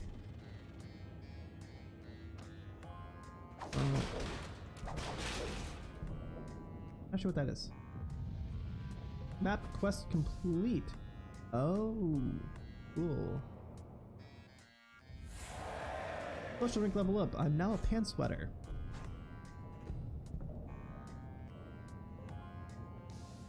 Where the heck am I?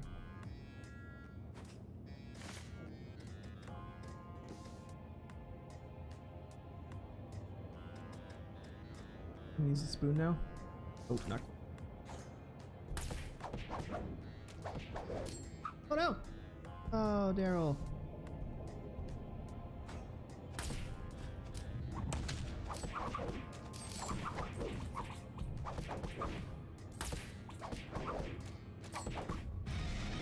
Yeah, baby. Okay, now I can use the plastic knife. They have 2 of them. So I'll use those instead of the dried out marker.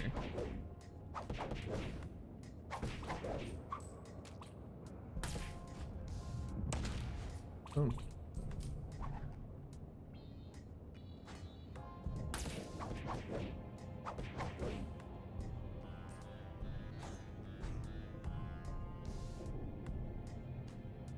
Oh, jeez. Thought I just died. Oh, there's it. Ooh. What do I do now?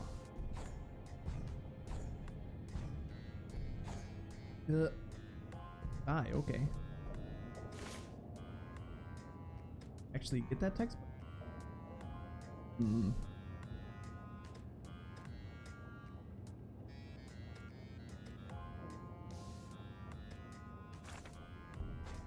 I guess we'll have to find out.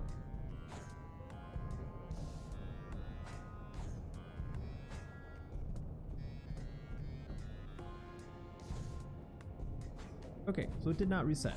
So good news. We can just jump off and not even care.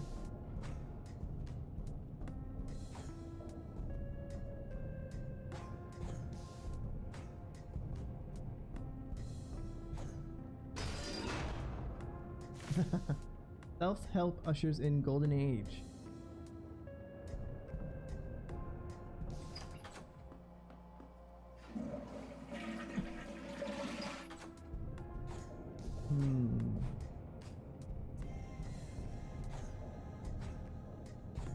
We're missing something. You're not.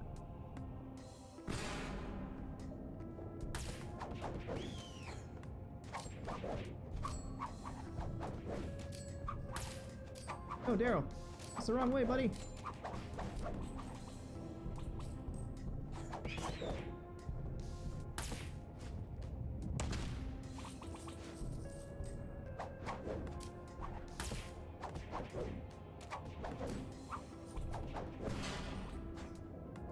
Excellent.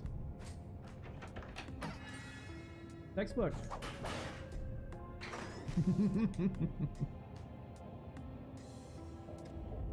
Hey, we get another skill. What do we get? I like this one. Try that one. Let's see if we can upgrade some of our stuff using this XP. Ah.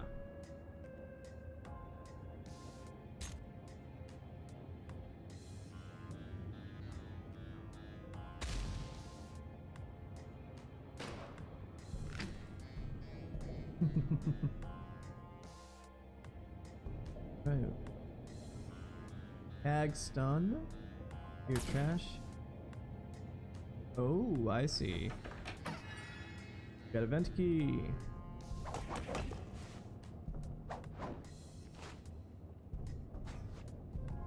So it was telling me what I needed to do to break it.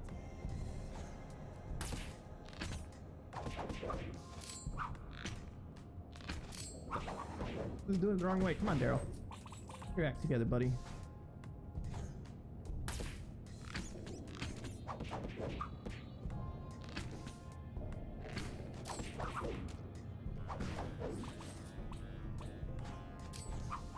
Got a dunce cap.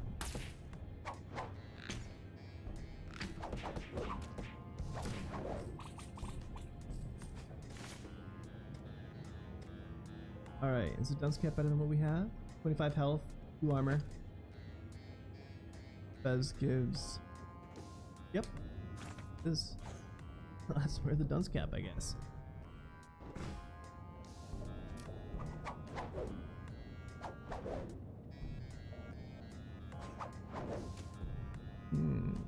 Tag melee. Here, trash plus. Tag 3 plus. Yeah, I'm doing melee. Maybe this one isn't something I can...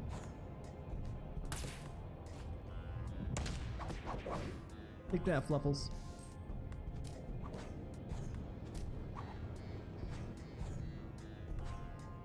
Oh, baby!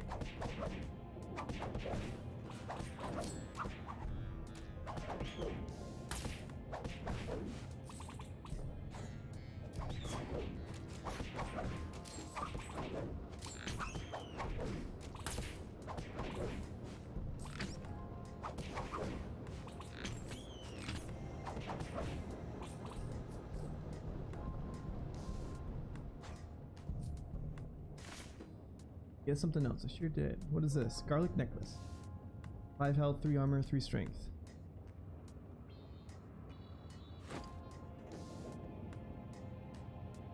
Or 1 and 1.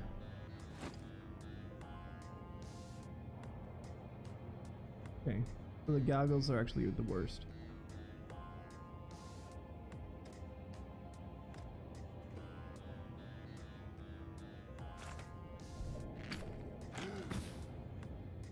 Right, I have the key for you.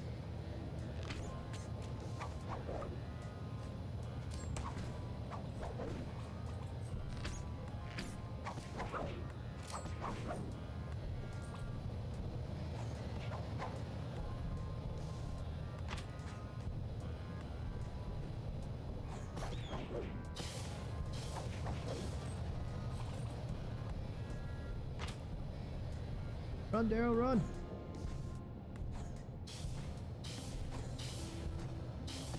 Oh. You're so close.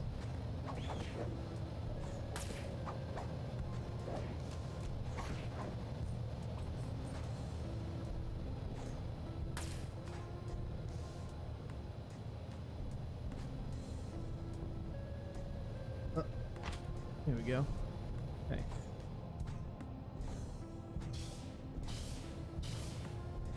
Oh.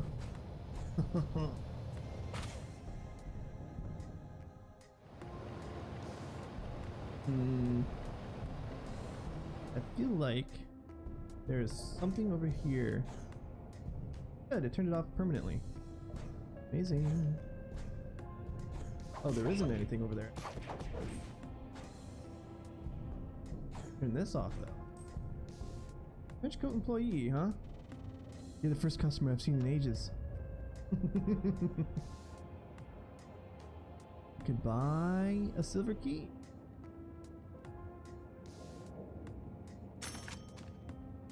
Could sell. Yeah, that. I don't need that. I'll just sell all my old stuff. Sell that stuff later. Fire pal, trench coats only.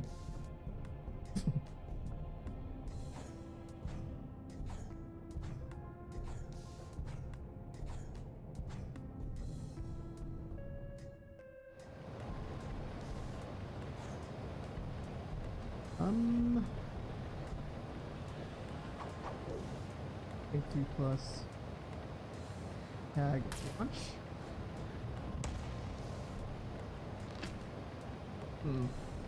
Oh, it's an attack. If I can launch him into the air, then I can break that thing.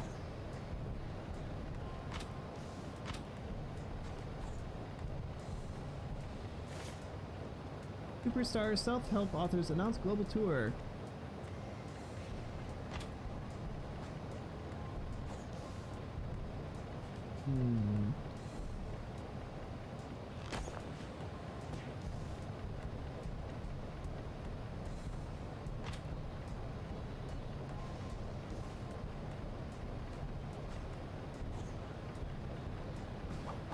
What? Count Roger? Yes, who dares disturb the magnificent Count Roger? Alas, it be but a mere mortal. But wait, a mere mortal could never find Count Roger in his fortress of ventilation unaided by dark magic. Perhaps you can help Dark Roger, or Count Roger. Hey, there exists within this dark realm many who would rather see Count Roger dead. Vile creatures who will stop at nothing to see this cursed soul expelled from this plane for all eternity. Yes, bats! I knew you would understand. Those damn bats are out to get me, I tell you. Slaughtering 10 of those demons should give them the message. The message to never trifle with the almighty Count Roger. Ha ha ha ha ha ha. What do you say? Are you willing to lend your soul to an eternity of slavery beneath Count Roger? Okay. It is an eternity of slavery.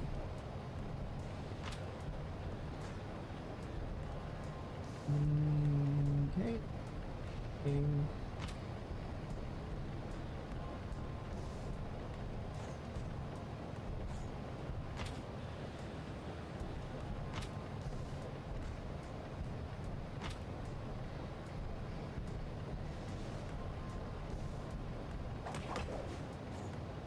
Why is it cold down here?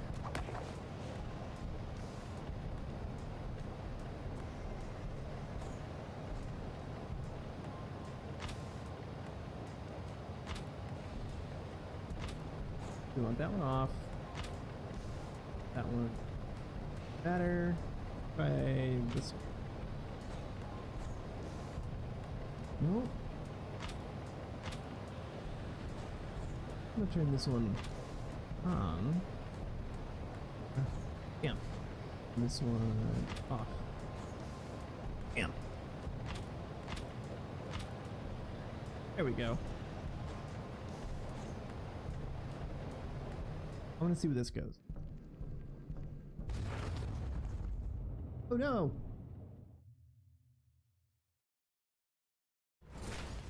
Ah! Nasty, get up! Do you have any idea how expensive that duvet is?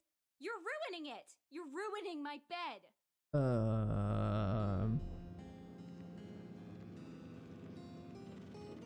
the princess. Ugh. Hey, you're standing on it. You think you can just come in here and stand on my bed with your filthy shoes? Get down. I could have destroyed this. I could have you destroy this instant for breaking in. My father runs this place. He'd never stand to have the safety of his little princess compromised by creeps like you. Not to mention no one else is even allowed around here. Especially mouth breathers. Daddy hates mouth breathers. Are you even listening to me? Say something. What a surprise. Did you hit your head or something on the way down? Why were you crawling around in the vents anyway? Of course I asked for a big handsome man to fall out of heaven for me, perhaps even Chad Champson, and instead I get a filthy kid falling out of a dirty vent.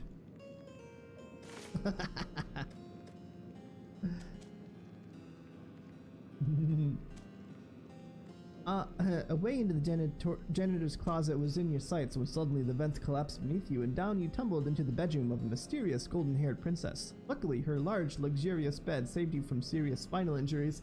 However, you had totally ruined her beautiful duvet with your vent dirt.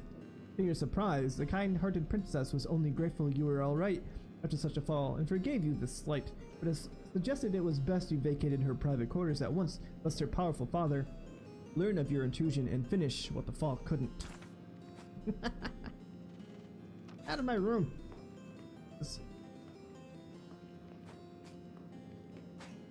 Okay. See you later, princess.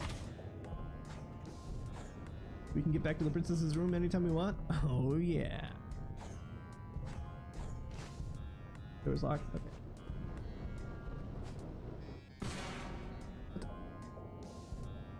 Alright.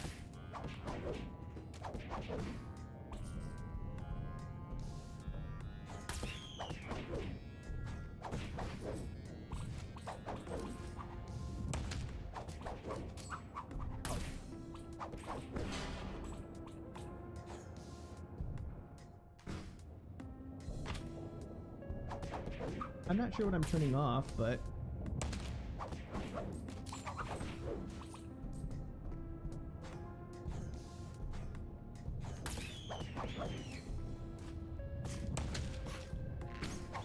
I should have gotten the sword instead. I think the sword is better.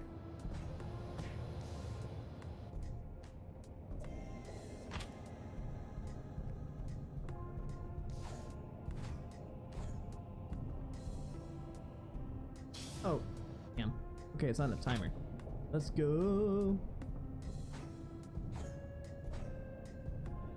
Run, Daryl. Yeah.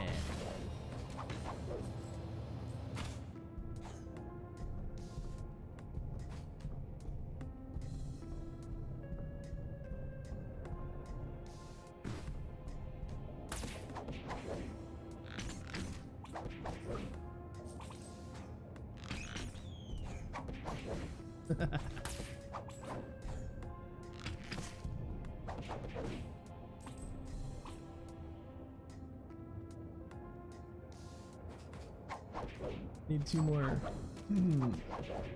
vent bats.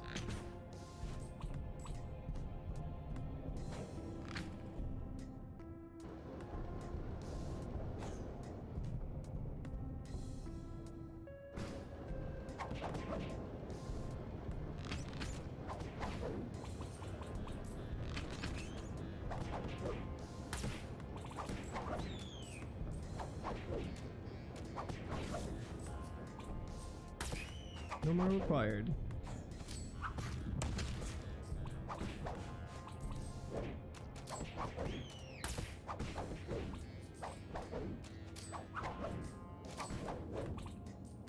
All right. Okay, so we have been here.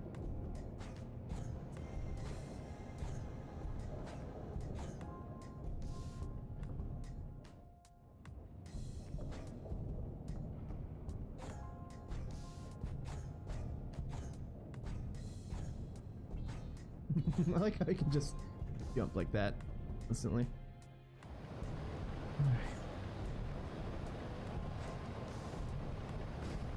Hello, Count Roger. Count Roger is safe at last from those pathetic conspirators. He is pleased with your service. Prepare for a handsome reward courtesy of Count Roger. Hey. What do we get? What do we get? We got the Cape of Count Roger.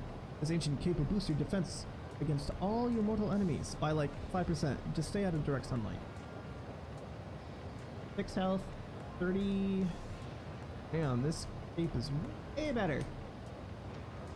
For that bad boy. Oh, I can't until next level. Okay, well that's fine.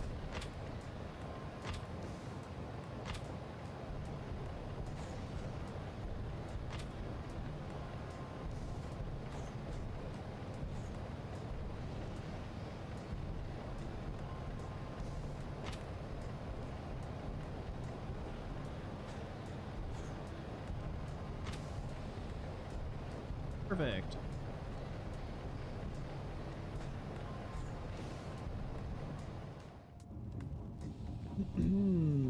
Hello, Mr. Furnace Man.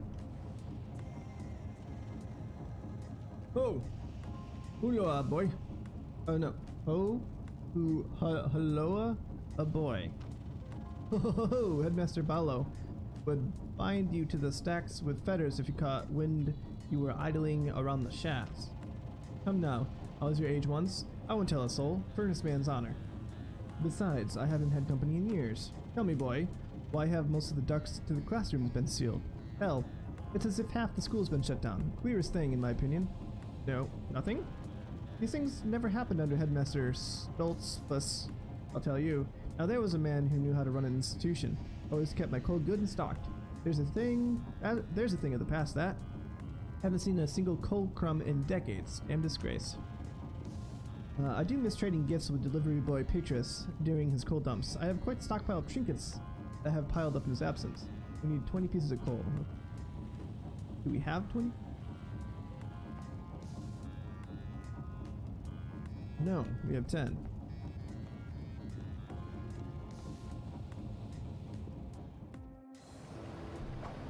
Okay, we are here. Princess's room, upper vaults, locked areas, school, side vents. It's like we've been everywhere. Okay, gonna have to just try and get back to the janitors.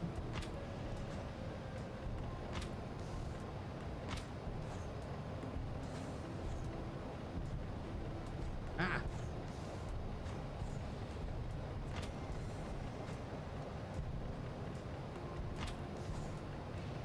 Daryl, come on, boy. Ugh. There we go. Okay.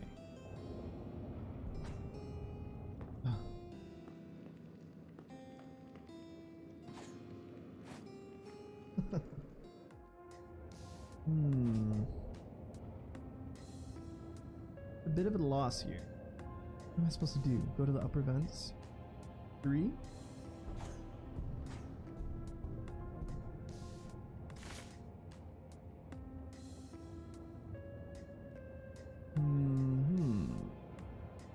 My 3 and 3. Garlic. I'm gonna wear double garlic cloves. I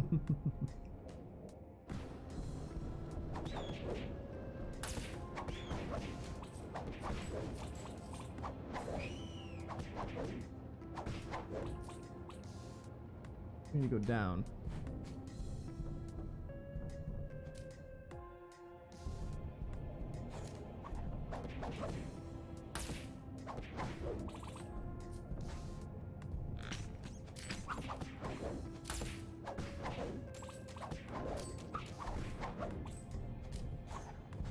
Holy crap, that's a lot of rats.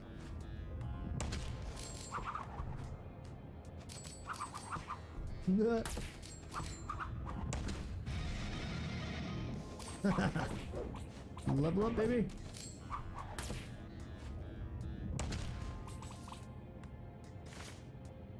Okay, now we can wear the cape.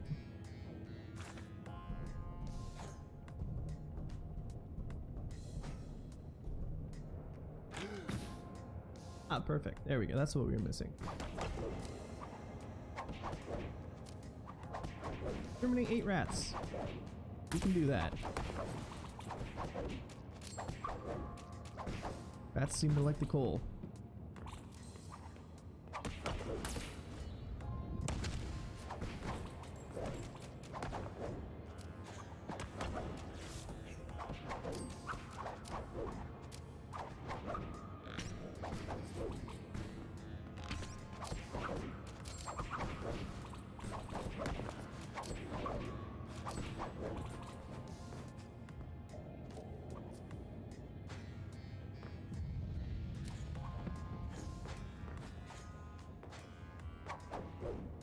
Okay.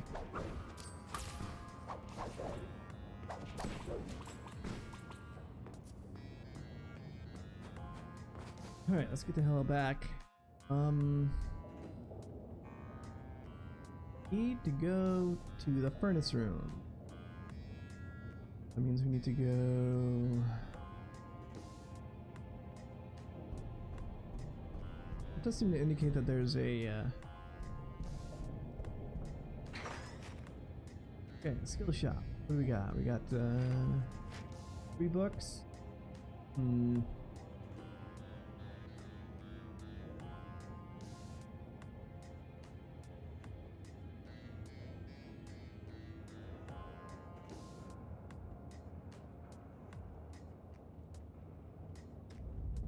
Fine for now. We're gonna keep what we have.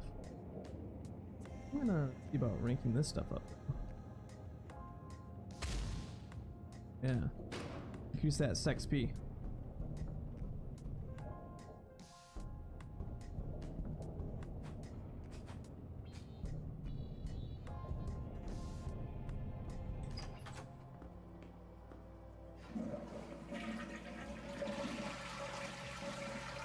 What else do we have? We have to sell guano.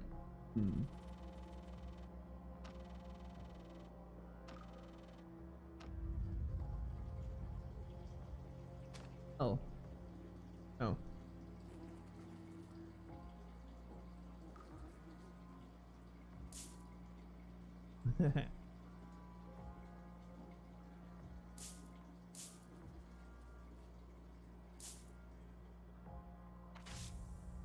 Perfect. That's complete. We got a new skill.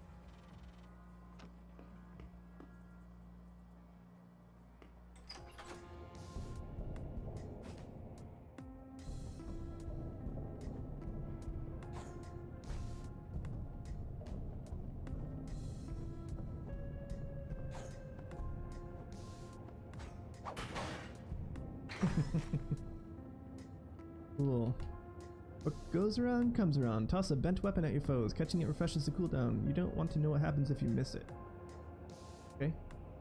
You know, let's whip. Oh, requires level 10. Never mind. Never mind.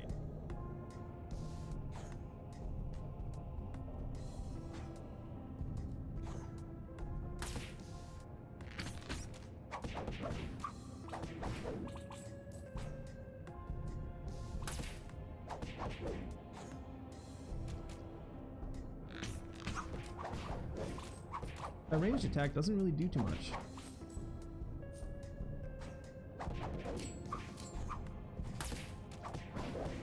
Look, get stabbed. You getting shanked?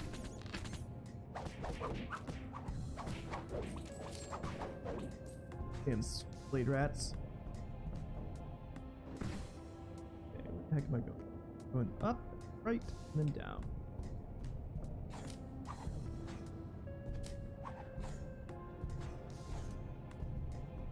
Non-hostile unless you attack them first.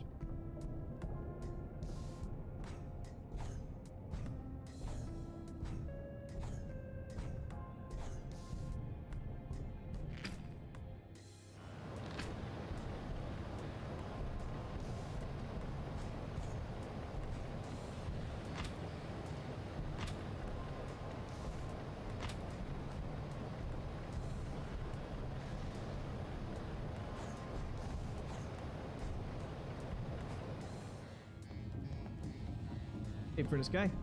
Oh, what's this now? A wonderful hauler here. Patroness would be proud. Here you go, son. Take the shovel. You can't expect to get a good job after 4th grade without a good shovel. Coal shovel. An old coal shovel given to Daryl by a furnace worker. Gives 5 health, armor, and 10 strength, so it's better than my one-handed classic knife, which is actually a spoon.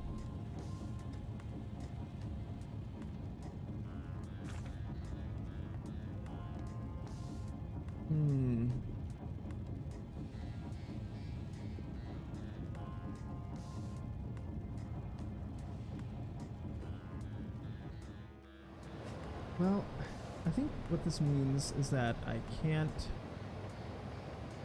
get to the janitor's closet right now.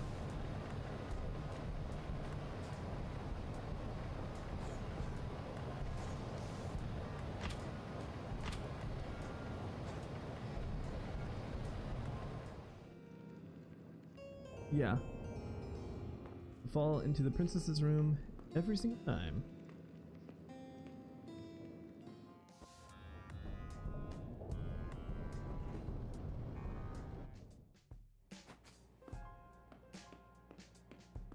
And we're back.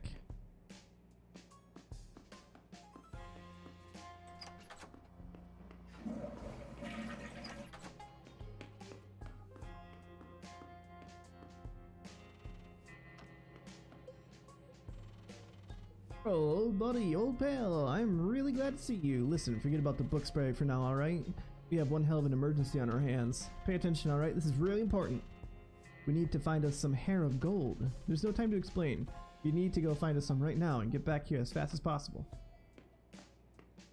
That's easy. I know exactly where that is.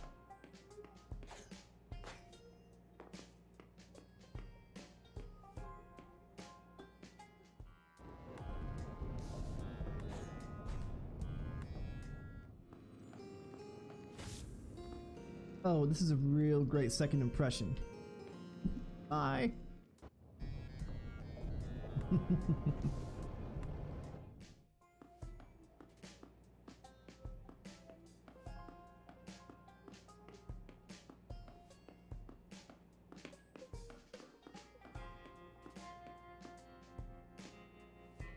What?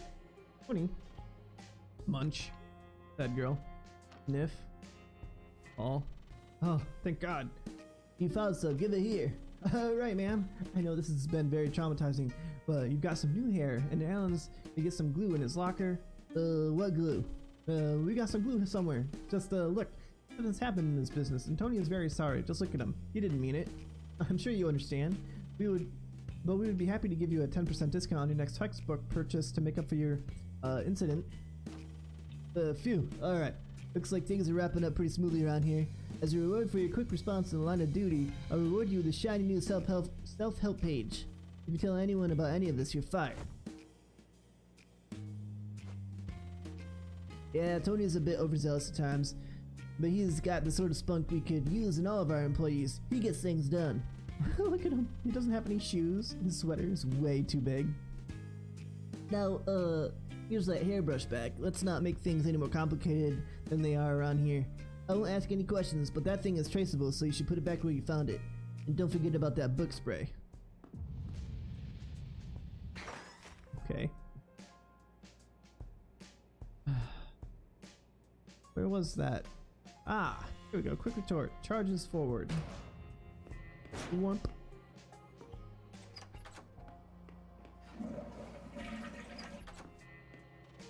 No employee tasks. So go put the brush back. On my way.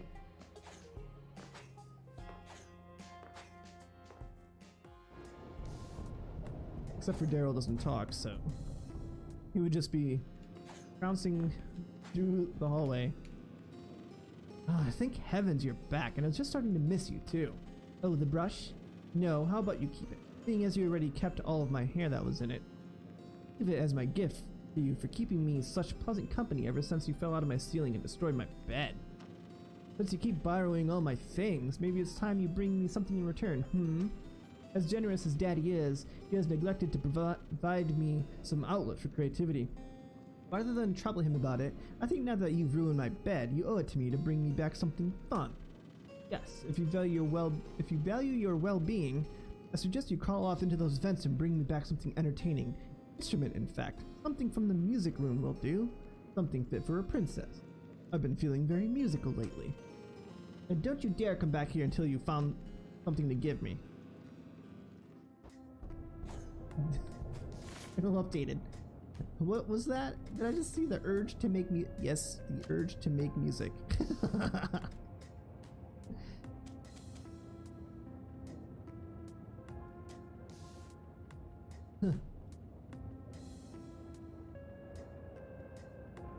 With nothing left to do, you slinked back to Paul and Ellen to report your failure, only to find the two of them in a panic. Operation Book Spray would have to wait. They had a new urgent matter on their hands that only Golden Hair would fix, though they neglected to say why. Luckily, you knew just where to get it. The princess was pleased to see you again so soon after your first encounter, but you were there purely on business. Grabbing a hairbrush off her vanity, you sprinted out of the room and returned to your best friends and employers to find that they were busy with a potential customer. Not wanting to interfere, you quietly approached Ellen, who thanked you for the clump of golden hair, graciously handed you a new chapter from the self-help book, and asked you to return the hairbrush to where it was found. He also took the time to tell you about Tony, the debonair young man who was conversing with Paul and their prospective customer. Tony is a senior project manager, and someone a young go-getter like you can look up to if you plan on going far in this business. Taking a moment to reflect on how helpful this self-help book has been for growing your social circle, you returned to the princess and thanked her for letting you borrow her hair. She insisted that you keep the brush as a token of your newfound friendship, but asked that you do a favor for her in return. Her father, though surely a kind, respectable man, has denied her any outlet for her natural creativity. You thoughtfully suggested that perhaps a lovely musical instrument would make her feel better. You practically melted in your arms with delight at such an idea. You resolved to venture to the music room and come back with a musical instrument as lovely as her. Screw those other guys, you're about to have yourself a girlfriend. Right. Good job, Daryl. Doing the important stuff. Okay. Where is the music room now?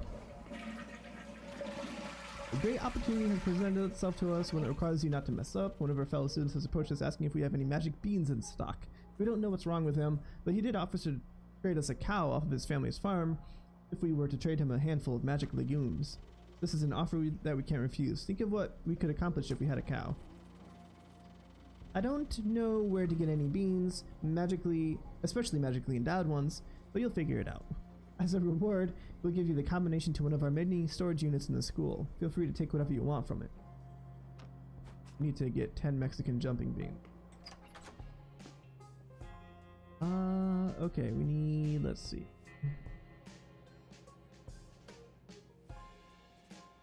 Janitor's closet, kitchen, north hall, upstairs, science, events, paranormal club. Where's the music? South hall, okay.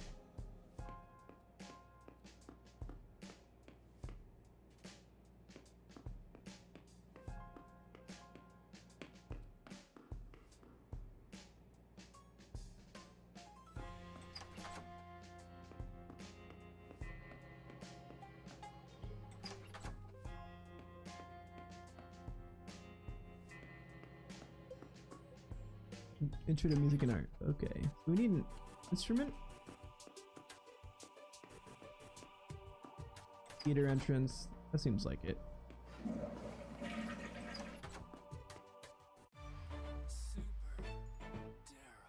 French Coat Wholesale Club. This is the stage.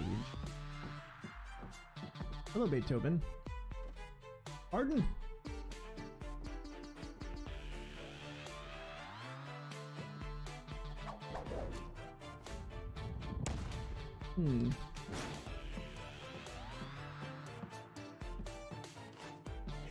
Oh, it's locked. Oh, you can... Nice.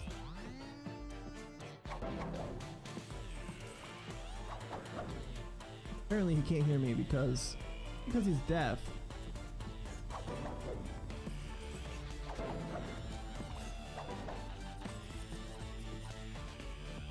But because the music is too loud.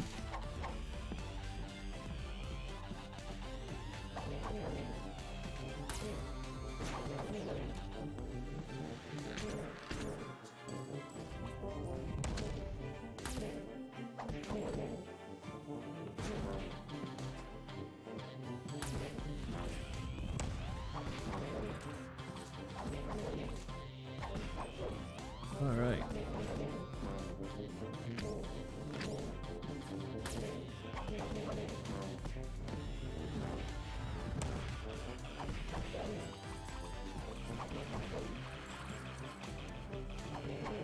Hold on, Andy Warhol.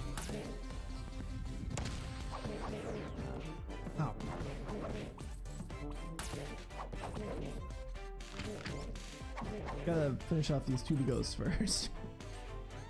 Alright. My, what a look. So charmingly tasteless. So very auteur. So offensive, actually. And yet, I can't take my eyes off of you. Such an outfit on something so profoundly blah. I'm all about it. This whole you-lessness you have going on, it's so utterly modern. Like you're the poster child for our absurd little TV dinner lives. Is that your real hair? Wait, no, never mind that. There's no time. You've got my head just swimming with ideas. Bring me some mortar ASAP. I need to make you a celebrity.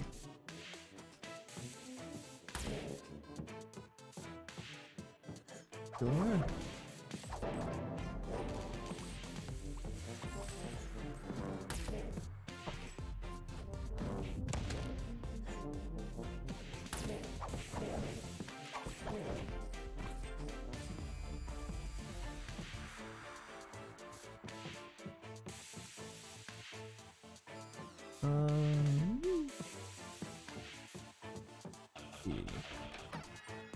That's the key.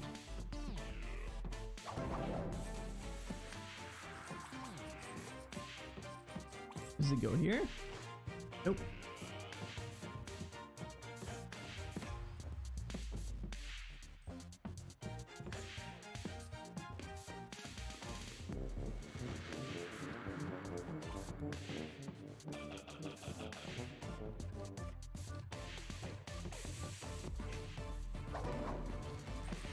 I'm gonna try and kill all these notes and see if that'll take care of the music.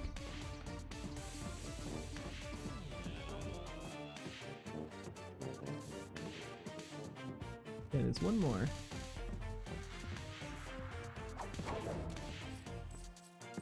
Oh, that's a stage up there. Seems like there might be a textbook there.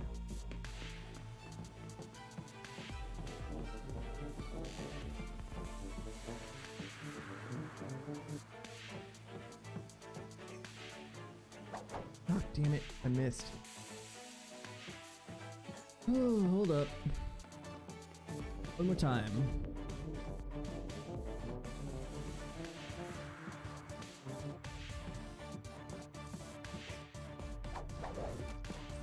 Hey. Nope, no textbook. Okay.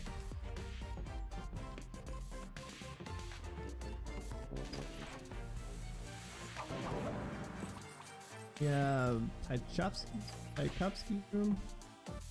Hello.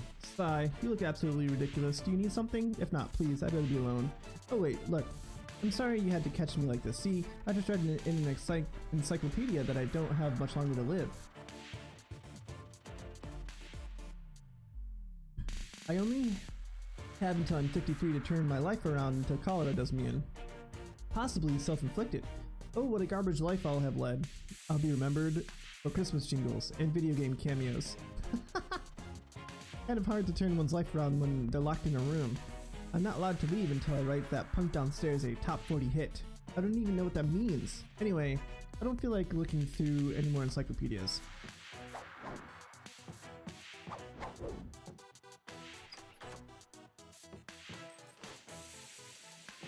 Look at that smug looking lock.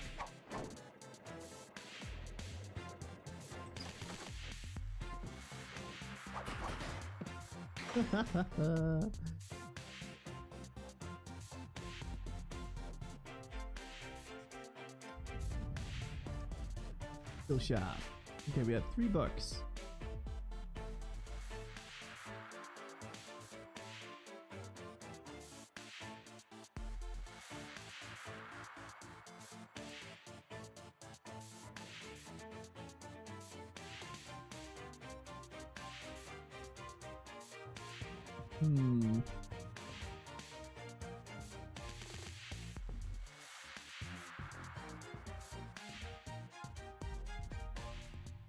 No, I'm gonna get the sword one.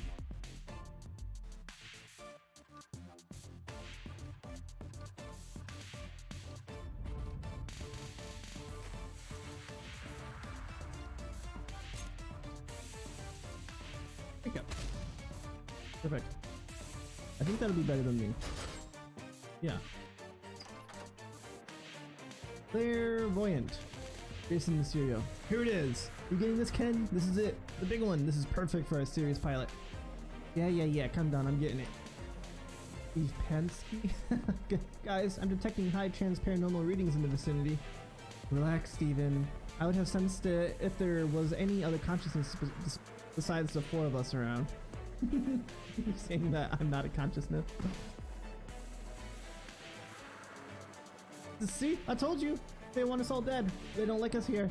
They're going to murder all of us and eat our bones. Why are we in Vienna anyways? Why are any of you scared? You think you're scared? Imagine being a lost soul, cursed to wander the world of the living for all eternity, playing the same instrument but never getting any better. Imagine that, Steven. Jason Mysterio says, Both of you, shut up. I'm not letting some talentless ghost ruin my series plot. We need to capture this locked ghost. Ken, how much longer is this going to take?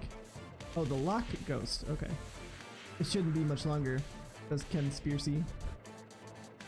But I've never tested it on an actual ghost before. It handled the hamster and wood shavings really well, so I imagine it will handle a ghost just fine. I believe these apparitions mean to protect the lock ghost. We will need to enter that boy's mind and use him as a vessel to fend off the attackers. Relax, mortal. What you feel now is me entering your mind. The ghost sucker has a nuclear core and must protect it. You must protect it, and us, from these violent ghosts. It is your purpose.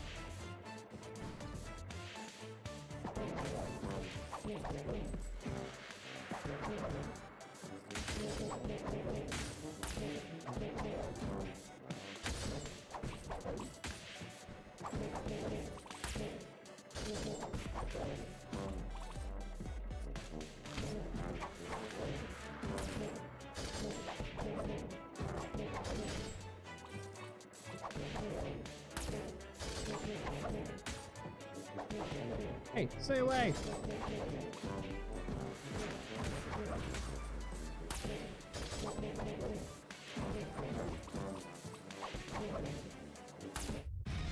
Hey! Level up!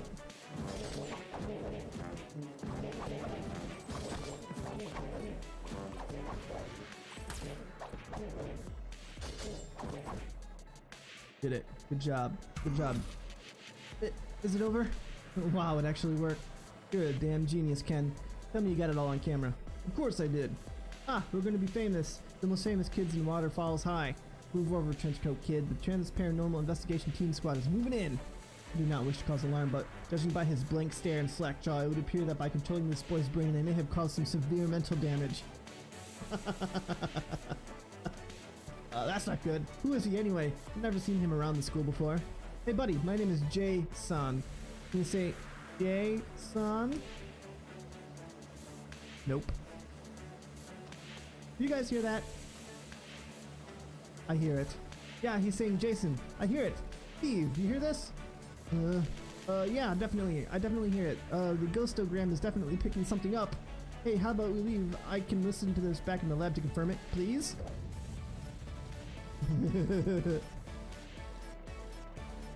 I apologize for taking control of your body back there, but it was necessary to save our lives and the future of the Trans-Paranormal Investigation Team Squad. Hey bro, glad you're not retarded. We're the Trans-Paranormal Investigation Team Squad. Remember that. We might just be saving your life one day. Quite a coincidence seeing you in here. These classrooms are supposed to be locked down, but Claire sensed something amiss going on. We're truth seekers, bro. We couldn't ignore it. Trans-Paranormal... Oh.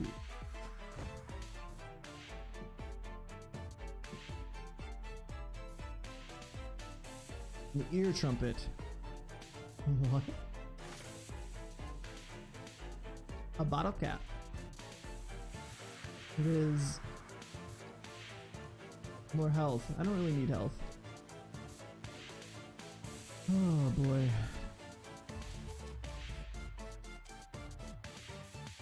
You found the old art and music room and quickly ran into what first appeared to be the cast of ghost hunters. Upon further inquiry, you discovered that they were actually a popular ghost hunting club at WFHS, because we didn't write it down, working on the pilot episode. After simultaneously saving them from their ghastly demise and creating must-see television, you wandered into someone's bedroom and stole their ear trumpet.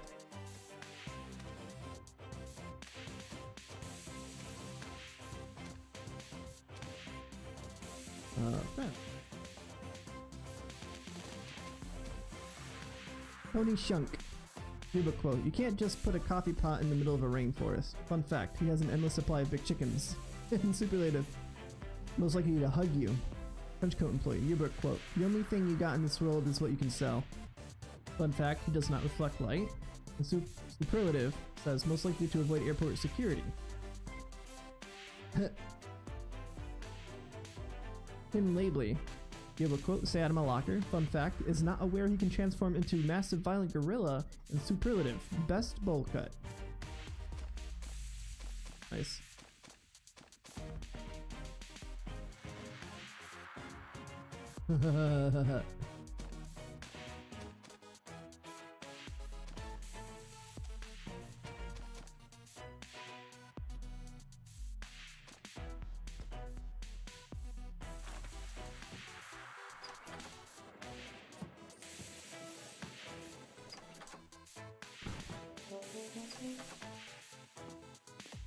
New prize mallets.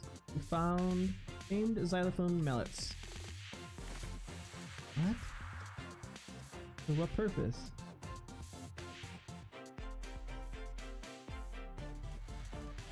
Oh, Beethoven pretends to hear when he has his ear trumpet. Let's see.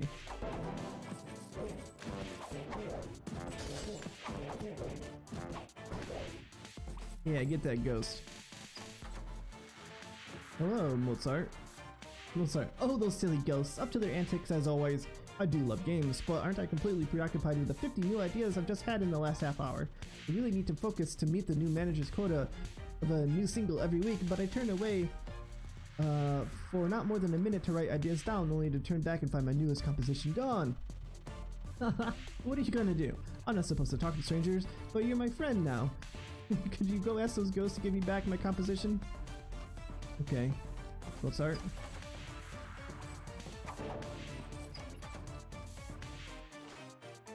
Hello, Trenchcoat employee? A lot of band nerds around here. Looks like you might want to join the club. What a jerk. No, you can have this dunce cap.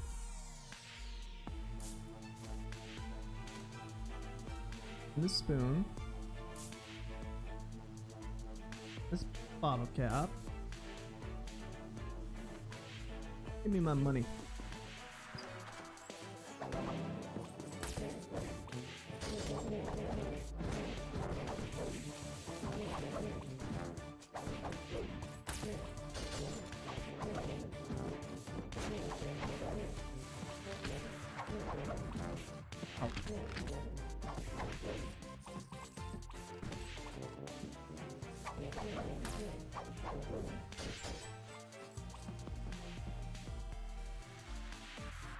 Kill 2 ghosts killed.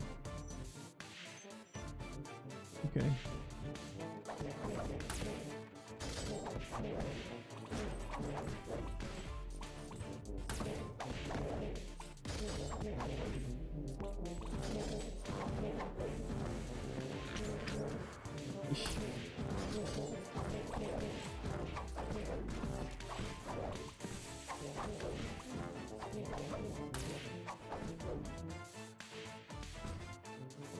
Hat quest complete.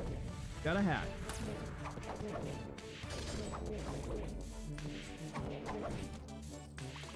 Great, we got the music sheet. Ow.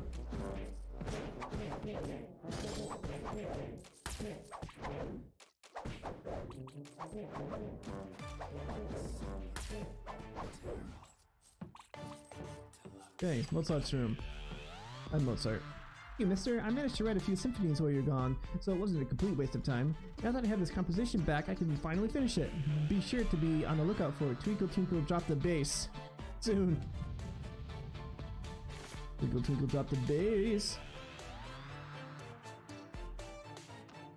Okay. This. Oh, I can't use it yet? Oh, level 7. Of course I can't use it yet. This is also level 7.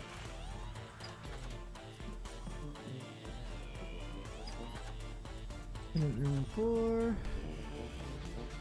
Agitated composer. Go away, give me peace. Is the ghost and terrible soundtrack not enough? Why must you bang on my door?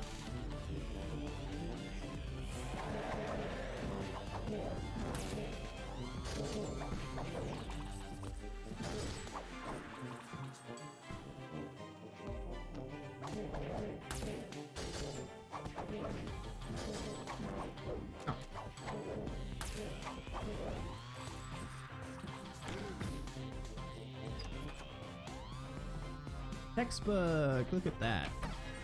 Got a Glockenspiel talisman, as well as a textbook. The talisman used to summon Lord Glockenspiel when the beta boss with the beta boss reconstruction engine.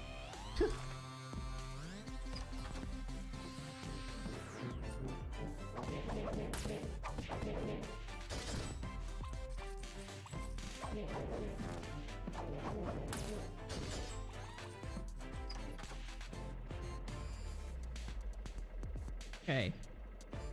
We need to go to second floor down to the stage. Yeah. Oh, is that the mortar? Nope. Thought it might have been.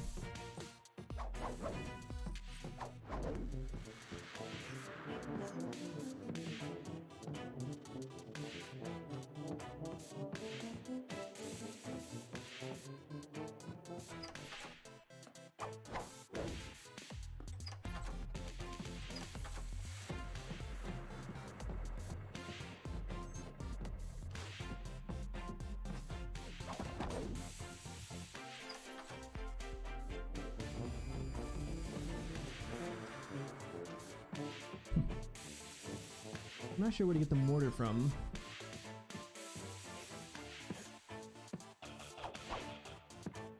Hello, Beethoven. But I can hear whatever it is you are saying. Let us discuss your new job as my servant boy. That is why you are here, correct? Duh. Excellent. Why waste words when there's precious work to be done? I like you, servant boy. I have a problem that I need you to solve. I've taken up residence in the shoddy theater with the goal of finishing my masterpiece, Fidelio. It is truly something that I have never heard before. My problem is not with writing beautiful music. For that, I have no rival. No, my problem is with the new management that this theater has found itself under. No doubt you've seen this blasted black magic contraption where my beautiful piano used to be. The bastard manager wishes for me to utilize this witchcraft to reach the top of some chart. Have you ever heard such nonsense? I certainly haven't. I have no time for whatever this is. I have no time to argue with such a tasteless man. Do you hear this dreadful music that has been playing throughout the theater nonstop? It was one of my pieces until he thoroughly defiled it. There's a reason I left my listening trumpet upstairs. Plus, last time I tried speaking with him, he threatened to strut on my lands. I will not stomach him ruining my work here, only to return home and find him traipsing through my personal quarters. I need you to go to him and demand that he return my piano post-haste. Here's the key to get backstage where his office is. Do not return without a solution, or you shall not be receiving your food rations this week.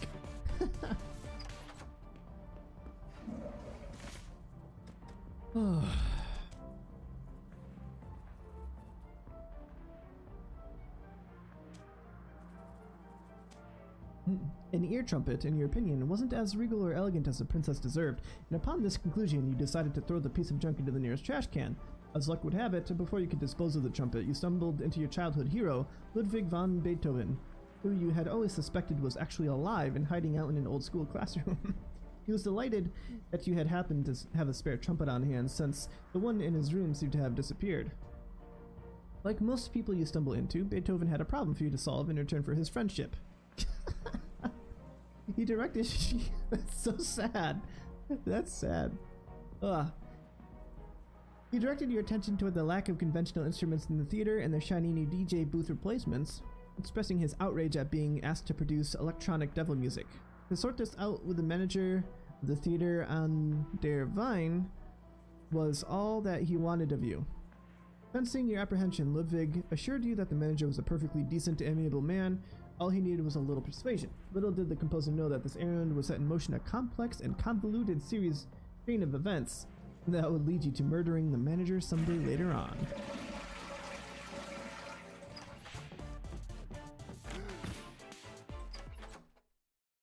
Oh, that music was getting to me. Oh, I'm not gonna lie. Look, here's a piano.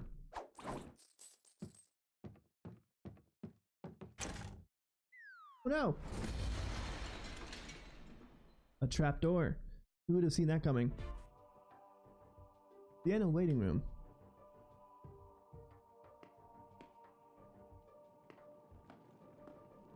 Sick music.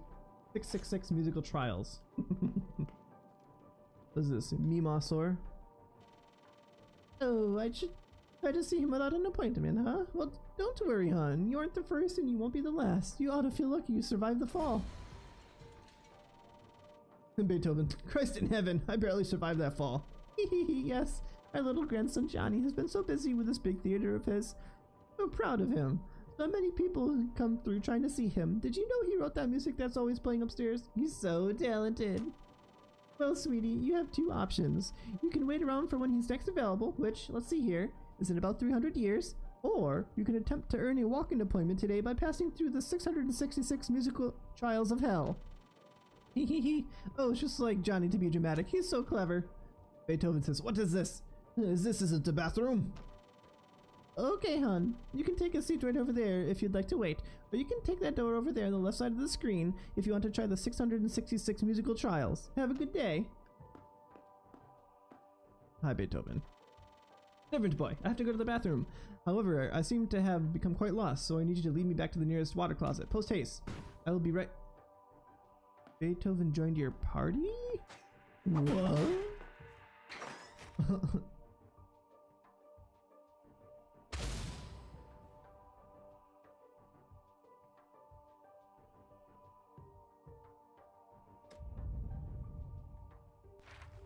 Skill shop.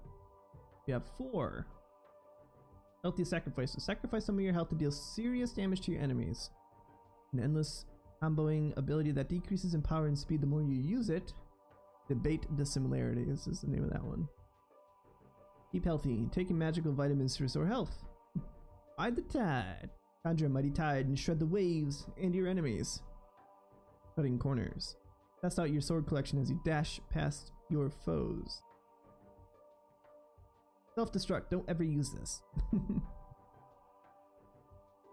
Sharpen the saw. Spin so quickly that you transform into a circular saw and damage all enemies around you.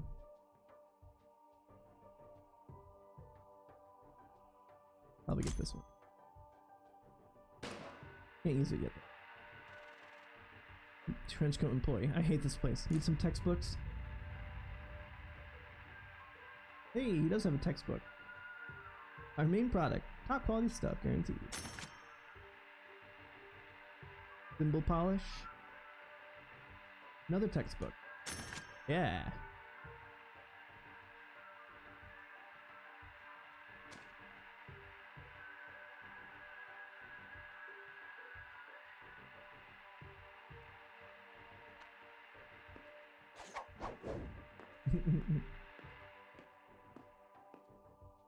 Alright, we should probably save.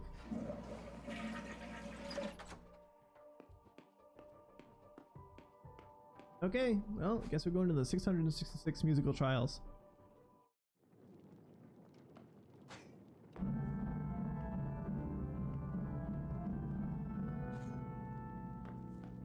Okay.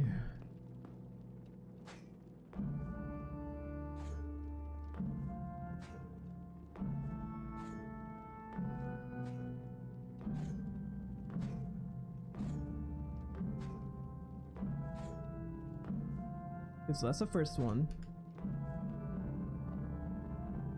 That's the second one.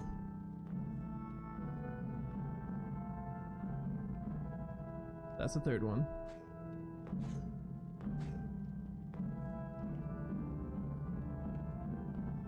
Then the red. Then the blue. And the pink. And the other pink.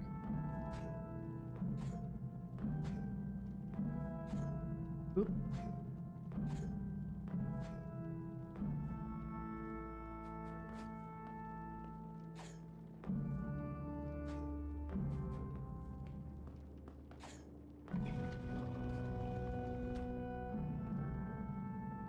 Yeah. What the? Behind you. Oh, he just poofed. What? My goodness, servant boy. What the hell just happened? This isn't where I just was. What sort of mess have you gotten us into now? Wait, it's coming back to me. I was saying something to you, and then I was cast away to some sort of unholy cosmic waiting area. You had left me. Servant boy, I'm greatly disappointed in you. Well, you can be sure I'll be keeping my eye on you this time, servant boy. You won't be wandering off without me again. You just poofed. What?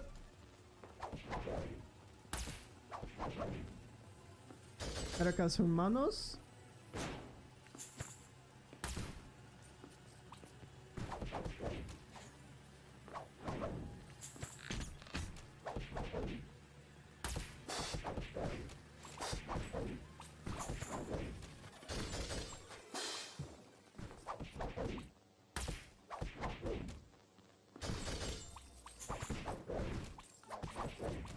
Doing? Fitting things? I was thinking that they would give me Mexican jumping beans, but I don't think they are. Oh no, they are. They totally are. Great. Made in China.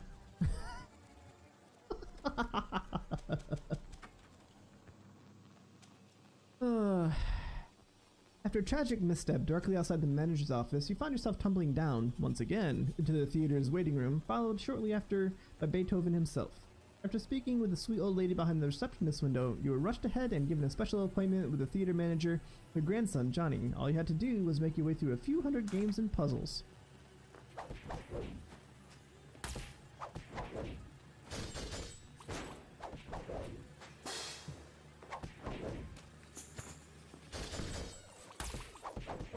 Hey, we got some nunchucks.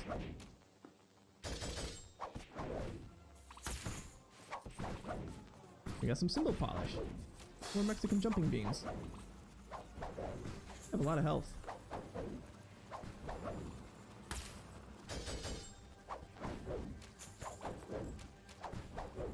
Okay. Can I use... I can use the nunchucks. Yeah, these are much better. Oh, hold on a second. 10, this one gives 9, and then nunchucks give 28. Okay, so it's bad.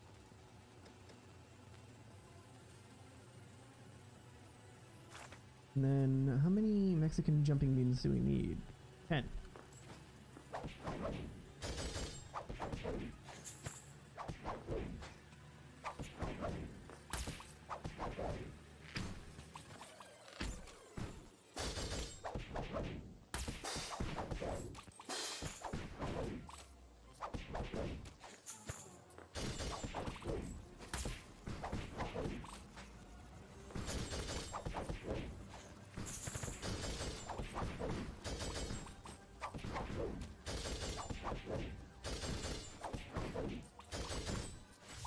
Kinda is working out.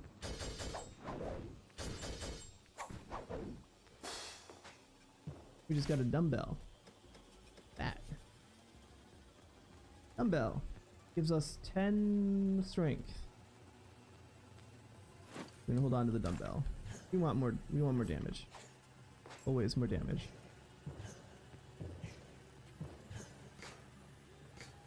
Oh, Grandpappy sore. Ooh, what a beautiful day. Oh, well, howdy there, friend. It brings me so much joy to see another soul up here working on the trials. I hope you're enjoying it so far. Myself, well, I've been here for a few weeks chipping away at this one. If you look closely, you can see the door hidden between these two rusted symbols. It's almost done, and I'd be more than happy to bring you through with me, friend. I've dedicated my life to helping people, and I sure as heck won't let retirement stop me. Aw, shucks, you're wondering how some old geezer like me got up here, aren't you? Well, see, my grandson Johnny is the owner of the theater. He's kind enough to give me this job after he took over. I'm so proud of him. Beth and I are even reconciling our differences now that we work here. We can have lunch dates just like we used to as teenagers, all thanks to little Johnny. Besides, being a custodian of a famous theater has always been a dream of mine. I'm finally living my dream. Anyway, we ran out of floor cleaner and I had to put in an order some more. This old goddamn brain of mine completely forgot. Yeah. Okay, so we need gather cymbal polish. We already have them. Well, enough chit chat. Back to work. Oh no, that's not it. There we go.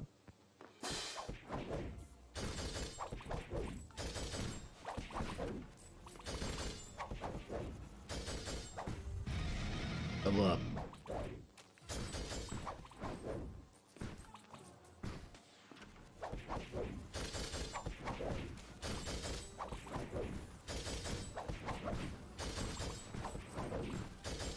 This works really well. Just one after another after another.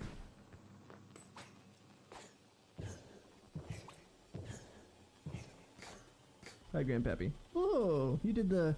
What the? Did you really gather all the polish to help me out? Boy, that sort of kindness really touches my heart. You're a good lad, you know that? When we get through the rest of these trials, I insist that you come to our home and let Abatha and I cook you a lovely meal. There aren't enough good people like you in this life. Well, no use dilly-dallying. This symbol is all polished, and it should open up any second now. I'm sure the two of us can conquer any trial that Johnny created up ahead. I'll be right behind you.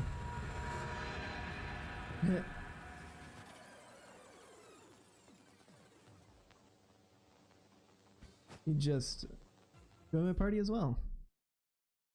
663 trials later. Oh, thank God. Beethoven. Wow, the last trial. I never thought we'd live to see this. You certainly have outdone yourself, servant boy. I can't believe you defeated that giant reptilian trombone. And his own card game, even. What about trial 214? I never thought we'd get out of that one. It's just such a shame about that poor old custodian. May he forever rest in peace back in trial 476. We owe our lives to that man. But no use crying over spilt milk. There's a bathroom to be found. Onward, servant boy.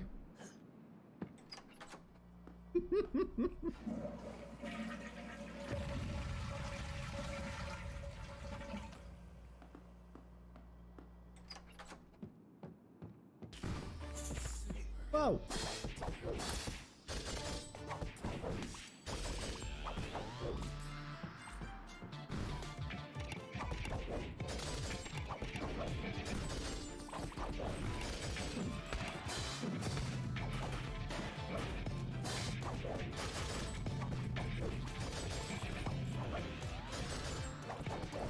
Captain Sachs.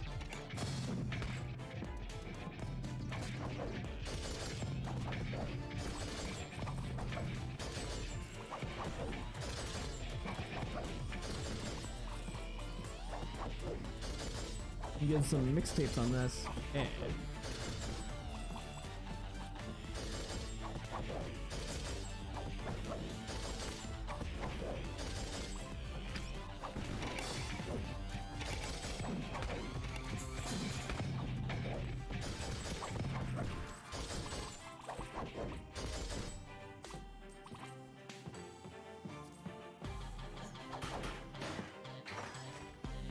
what do we have here? Can't use any of these yet. Get some more of that sex P.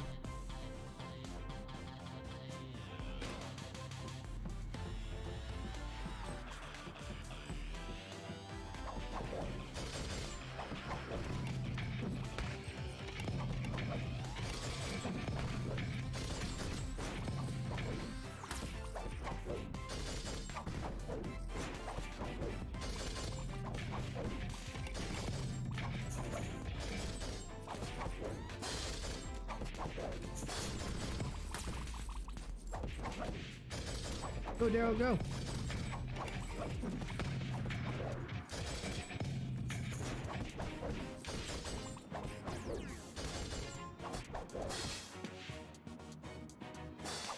Oh, it stunned me. I'm like, did he kill me? Like, I thought I had full health. No, it just... Do another mixtape.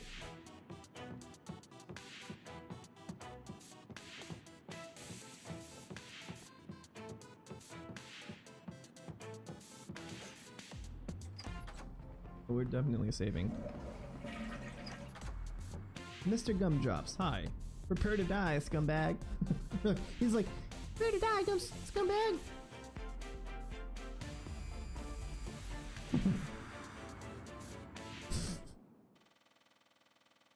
Theater manager. Mariachi is dead, fellas. Sorry to be the one to break it to you, but we're gonna have to work something else out. My advice, start with some bass. The bass and drum track. The foundation of any top 40 hit. Now get out of here. It's Johnny. This isn't the bathroom. What the hell? How did you make it through the trials? And what did I say about staying the hell out of my office, old man? Ah yes, there you are. I demand you return my piano at once and allow me to get back to finishing Fidelio. It's to be a masterpiece. I told you that I would cut off your hands. That's what I told you. Cut off my hands? You will do no such thing. However, I must insist on the return of my instruments, otherwise I'll have to... Just stop right there. Who do you think you are, waltzing in here and making demands? This is my world you're living in, you drunken, deaf moron. Outrage! That does it. I challenge you to a servant fight. My servant shall fight your servant to the death and reclaim my property. Ha ha ha! What a team! A drooling nerd and a washed-up geezer. Sure you don't want to recruit a couple of toddlers to help fight my magical fucking monster guard too? I think that brat Mozart might be free. Ah, well, it's your idea. You have a deal. And once my servant disembowels yours, I'm going to erase you from this world along with your shitty opera and every trace of you. Should save the theater a fortune in liquor costs. Fine. And if I win, I get to be the new theater manager, and also I will get my piano back. Yes, that sounds quite fair. Whatever you say. Right this way, kiddo. Your demise awaits. Go on, servant boy. Do the bookcase with you. Win my piano back or you're fired. Also disemboweled. I could just go backstage.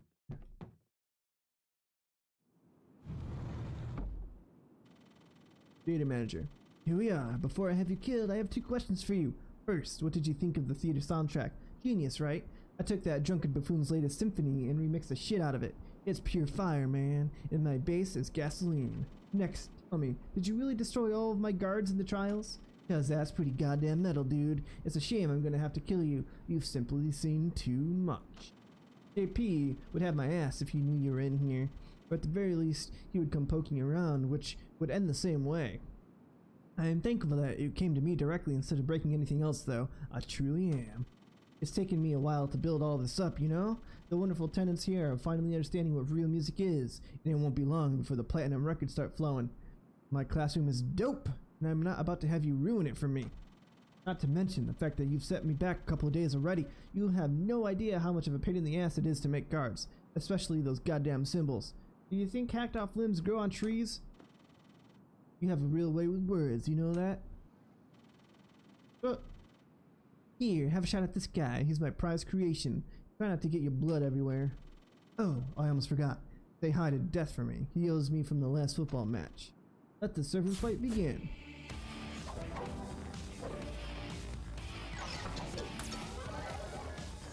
Ow. Face.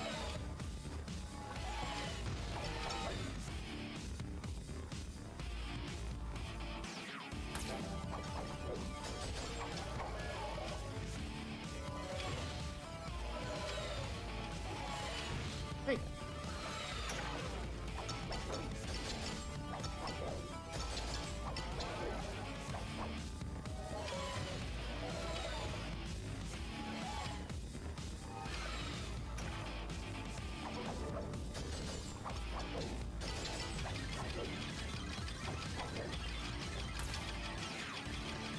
Oh.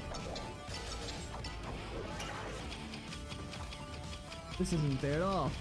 He's got explosive things. Oh. Oh. Oh, I got him. Ah! Come on, man. I had some real vintage shit on that shelf. We're talking a limited edition gold-plated album signed by Skrillex himself. What do you want anyway? Is it really all that important to you that some geezer finishes his crappy op? You know what flops, right? Did you even take musical history? I guess I could kill you myself. What the... But you know what? F you guys. I don't need the theater and the talentless hacks inside. I need fresh remixes, not this stale old crap. Well done, old man. The theater is yours. As for you, dork, if I ever see you again, I'll strangle you with that stupid headband of yours. Now get the hell out of my classroom. Well done, servant boy. Meet me in my new office. Oh, I almost died. For a textbook. Super Daryl. Well done, servant boy. This must be what it feels like to be at the top. Yes, nothing can stop me from finishing Fidelio now. I mustn't forget about you either. You certainly have earned your weekly allowance. It's a shame that I'm completely broke. So let us make a deal. I do not enjoy you staring at me while I work, and I can tell that you would like to be compensated for your efforts. I recently met a man who described himself to me as a true businessman. I'm pleased to say that I quickly went over his approval from a sample from Fidelio. The man is quite literally sick all over the floor. Such was his admiration. Since then, we have been business partners, he and I. We reached an agreement wherein he funds my operas and pays for my stay at the theater and Divine, and I do what I do best, make beautiful stomach-churning music. Yes, that was several months ago now, but I haven't seen a single cent from the man. I'm sure Leonardo is busy and does not mean any harm, but how can I supply my best servant with his meager food rations if I do not have the means to purchase any? Like my music, my logic is infallible. Thus, it is now your duty to find Leonardo and retrieve my patronage.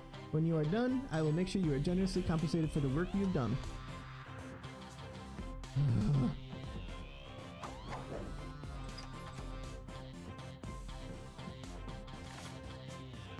Ooh.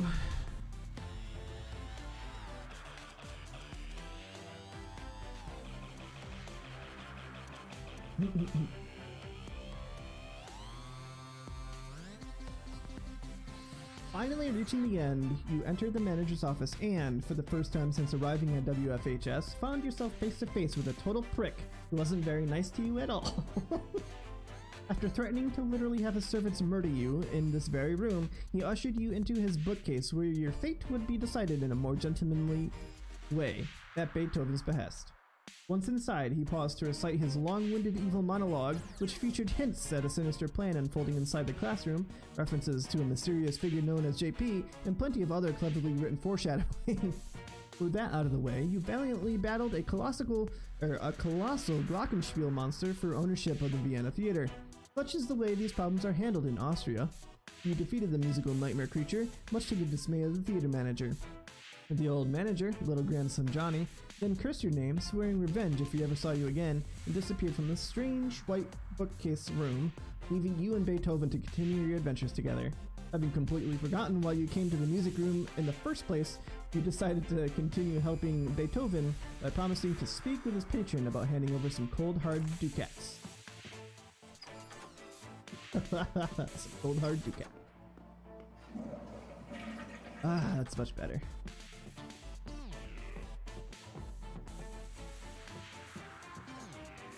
Oh, where funny from Leonardo da Vinci? I suppose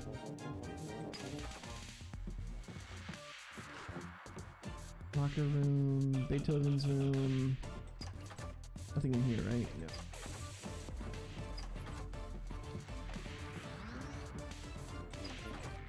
No. Oh, whoops! I meant this one.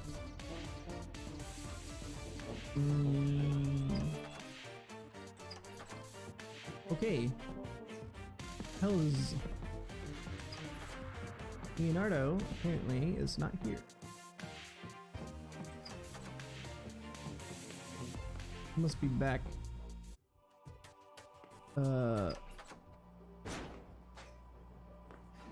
Wait.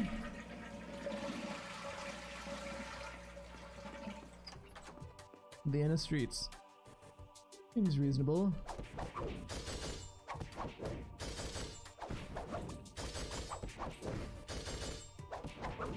Buckles the Bandit with stolen paintings.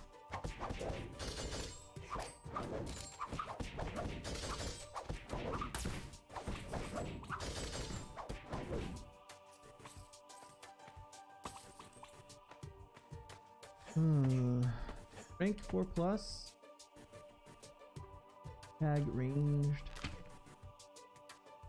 If I had a 4+ rank in this ability, I might be able to do something about that.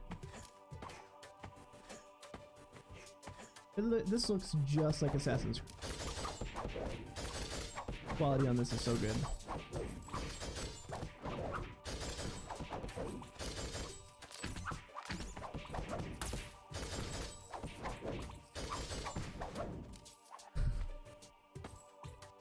A giant trumpet.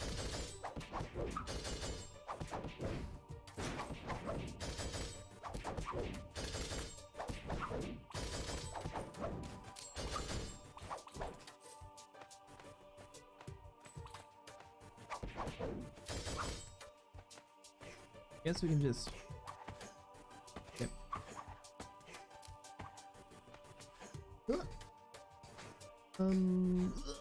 Okay. Money. Ooh, there's a secret up there. Try that again.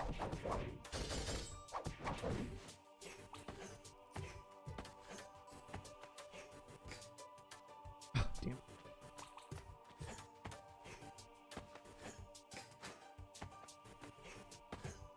We go.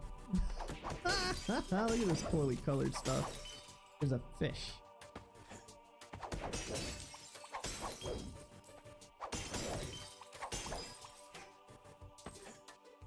Okay, well, money.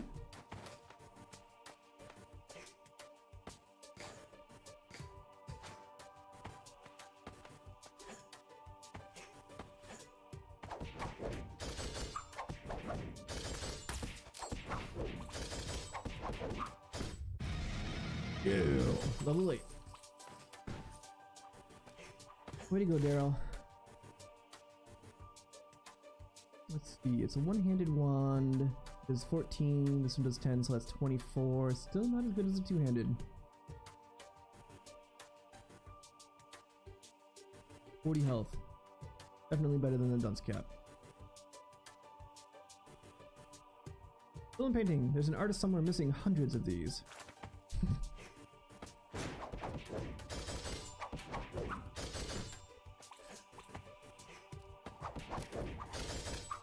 Vienna in the morning. Look at that.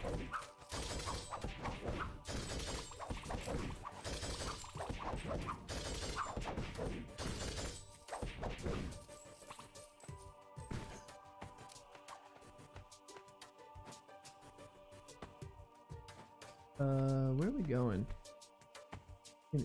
This.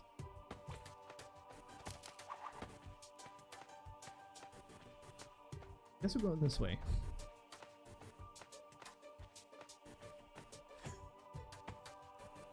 A fountain that actually works. Holy crap.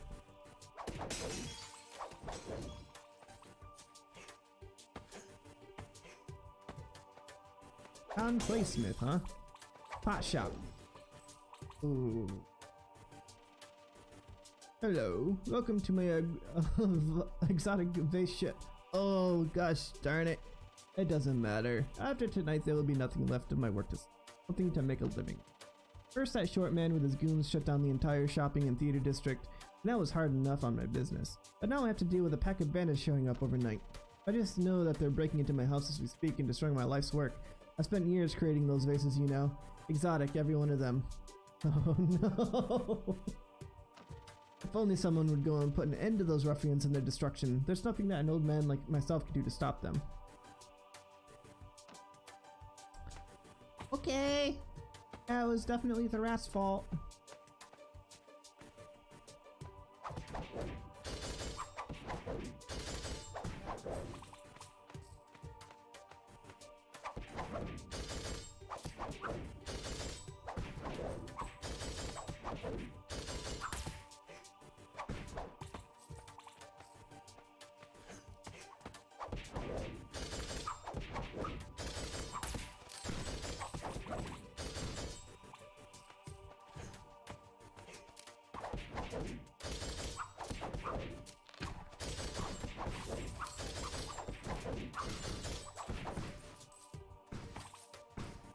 Boom. Done and done.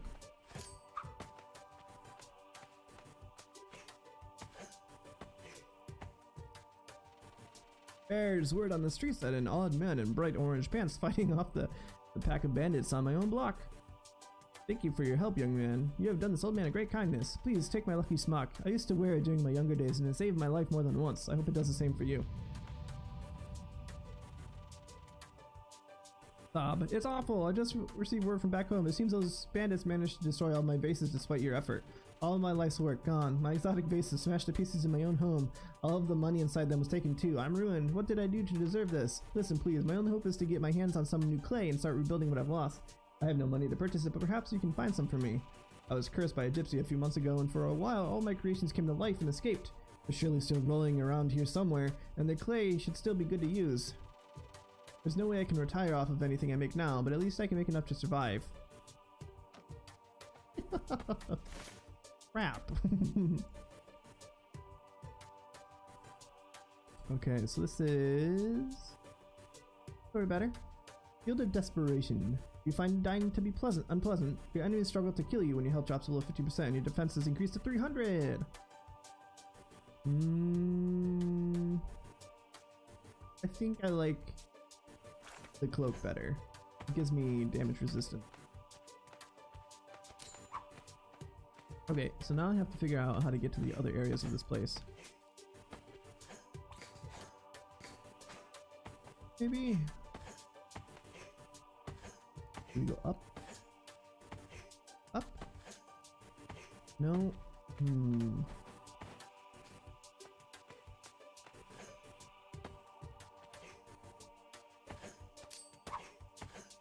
Waffles. Stop it. Jerk of a rat.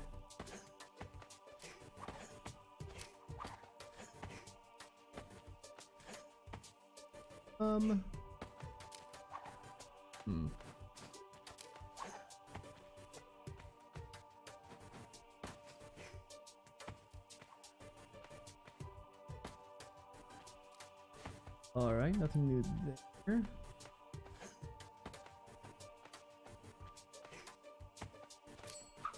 Hey, stop trying to kill me.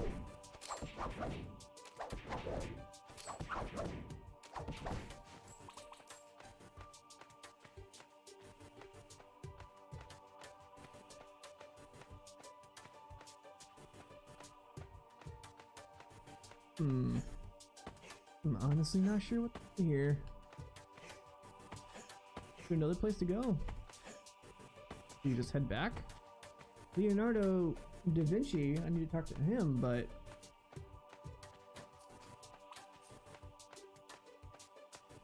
Where is he? Leonardo!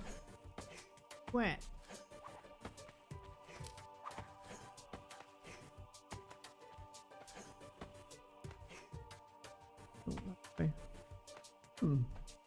Okay, well, maybe we'll go back.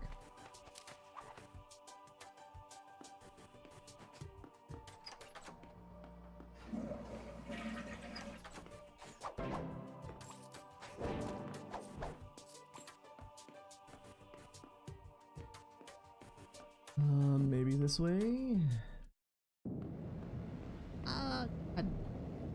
Portal repair specialist. And a place I can't get to. Okay. Portal repair specialist. Why hello there, my name's Portal repair specialist and my job is to find someone other than me to repair these strange rifts in space-time. I'm sure as hell not going in there. You though, I see that curious glimmer in your glasses. You're wondering what this thing could possibly be. I'm afraid we aren't entirely sure what they are or what causes them yet. However, I do have a bit of information. For starters, they've been showing up in all of the classrooms ever since we launched Phase 0. I can only assume that the tears themselves are a result of some sort of instability in the dimension software. We also know that each one is fundamentally different in nature. Take this one for example. It would seem that it is being heavily influenced by this room as well as the science classroom. If I had to guess, I'd say there are probably a whole bunch of nasty science and music related creatures inside, but my job isn't to guess, it's to get someone else to close these portals up nice and tight. I've calculated that to close this particular tear, you would need to remove all of the critters living inside of it. Unfortunately, I doubt it would be very effective after you've been inside for more than a minute and a half.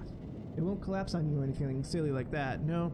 It will most likely just violently spit you out. Yep, that's good science. Good old physics. How about it? Sure, let's go.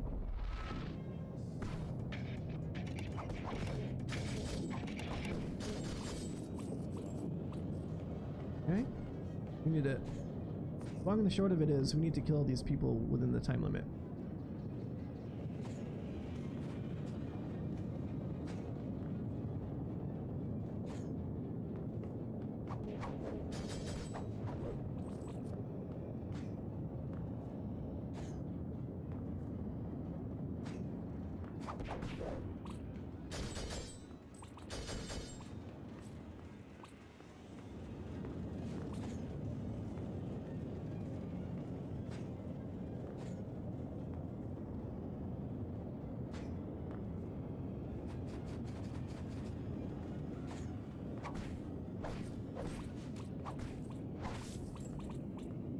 Clear.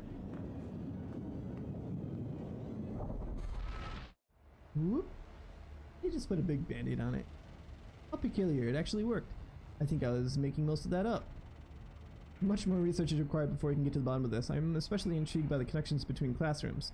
We never intended such links, but it is hard to not deny they exist. Well, that's all for now. Keep an eye out for the other wormholes. My newly appointed lab assistant and I will happily compensate you for closing them. Speaking of, here's a key that I found on the ground over there. See you in the next one.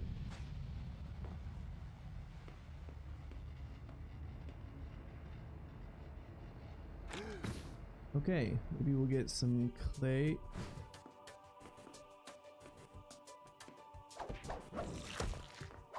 Slato.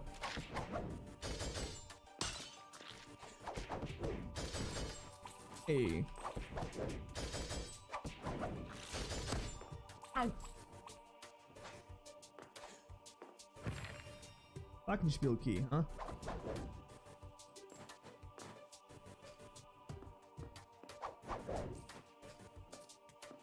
Back here.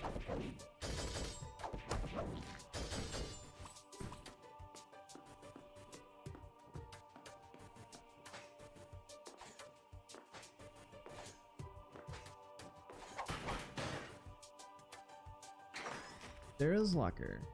Oh, I can use this. Nope, I can't use it. Never mind.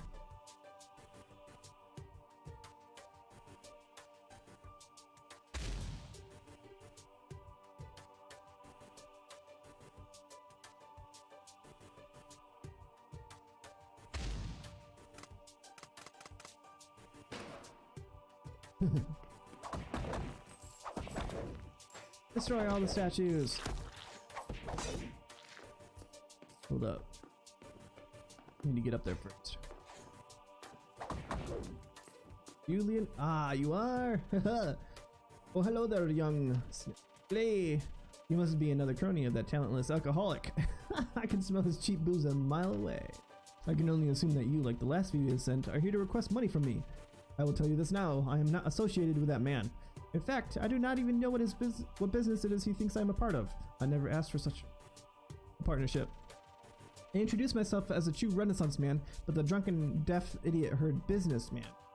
He has been nothing but a pain in the neck since, insisting that we work together.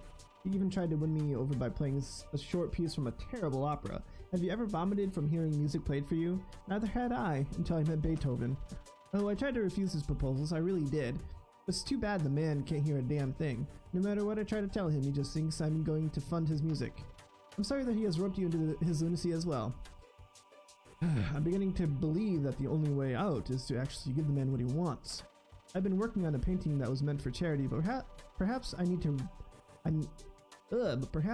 rid of Beethoven more than those poor sickly orphans need food. Take it and sell it at the art gallery. This should be more than enough to satisfy that drunk cretin. Go, get that painting out of my sight. I do hope this is the last I hear of Ludwig von Beethoven. Probably not, guy.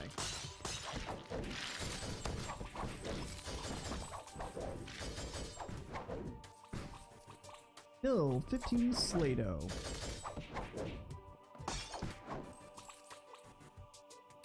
Hill 11. That's close, right?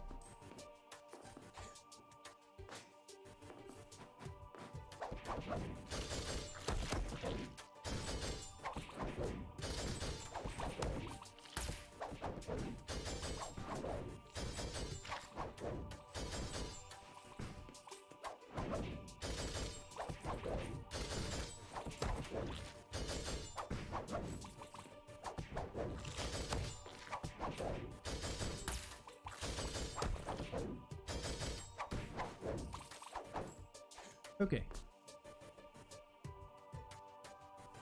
I don't have enough clay dough yet.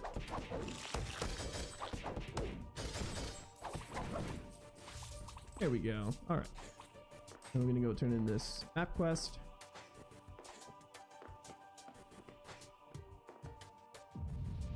Done. Got a textbook. Let's see where that goes. Cubist Castle.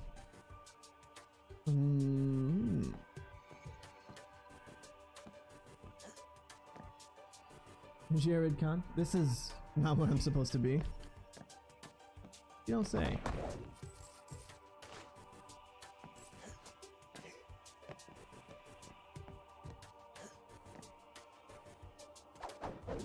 Three plus burn, huh? Marcel Duchamp. I can't shake the feeling that something belongs here, something extraordinarily ordinary.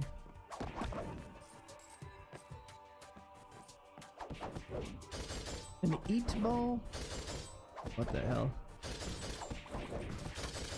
Ow, it's trying to eat me.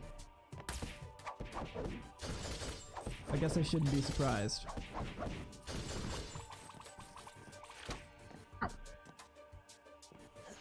Ooh, I'm getting fuzzy meat chunks from this, which is what I need for the other quest. And then the spinach comes from the science room. Somehow.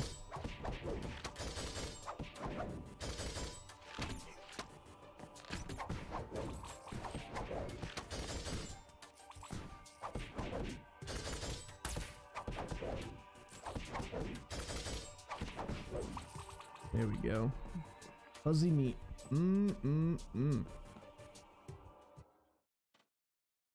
Percy von Lugsworth.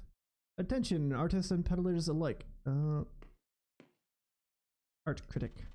Ah, how uninspired. Did they hire a child to organize this gallery? Ah, look at the art. It's my face. Trenchcoat employee. Psst. Hey, you. I'll give you $10 for that painting you got there. Oh, now here is a splendid work of art. Yes. You are quite the artist, and I love the orange pants. I will purchase this piece for 250 ducats. A most generous offer, you must agree. Is 250 ducats for this fabulous painting satisfactory? Do we have a deal? Oh, splendid. This will make an excellent addition to my collection. As a token of good faith, I didn't get to do that.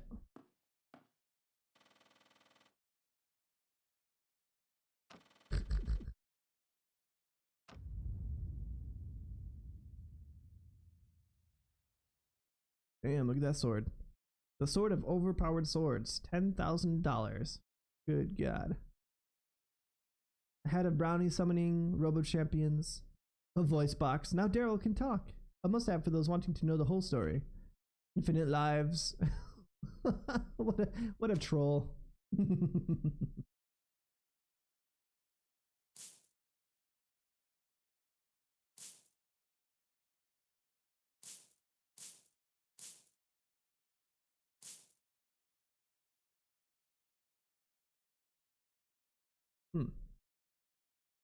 I need to look through some of these. The toy shield gives 3 strength, 28 shielding. Okay, not so much. Gives 48 armor, 8 health. Really good.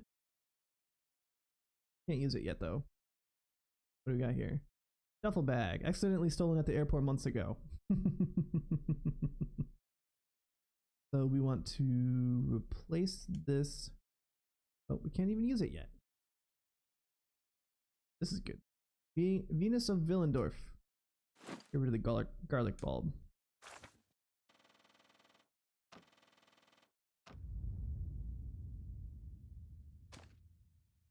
Well, and see, the problem is I don't know what everything is useful for. We already finished the mission, so.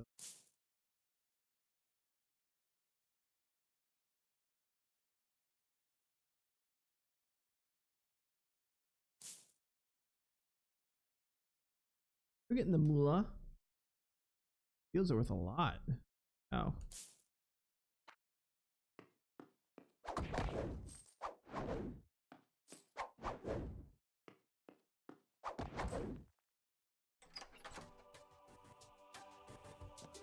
Okay, so we have getting the funding, return to Beethoven, and then also going to the claysmith.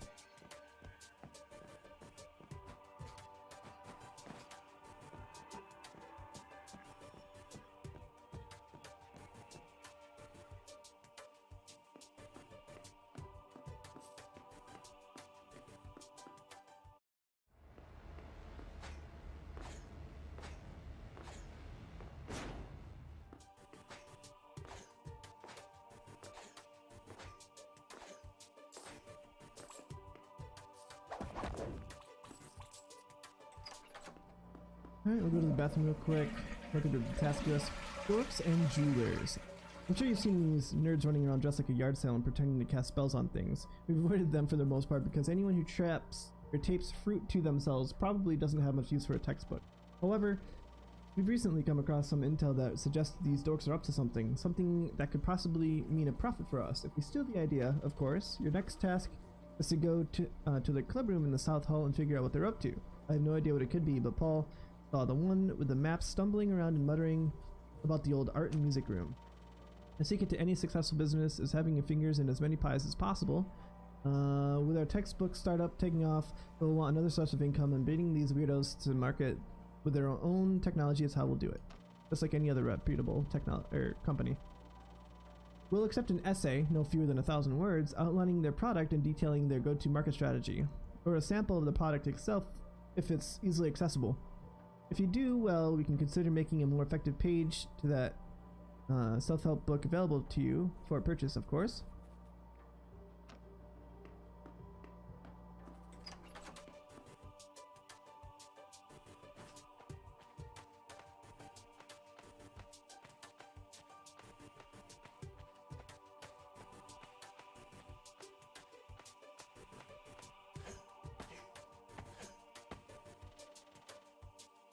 Oh, thank you. A silver lining on this dark, depressing cloud of a life-ruining day. I don't have much to give now that everything I worked to create was destroyed by those heartless, life-ruining bandits, but I did find some junk laying around that you can have. I hope you make good use of it.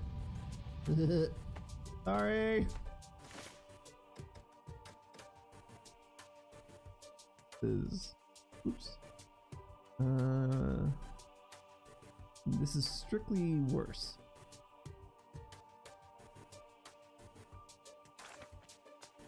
It gives bonus experience, I suppose, but... Alright, we'll head back to Beethoven.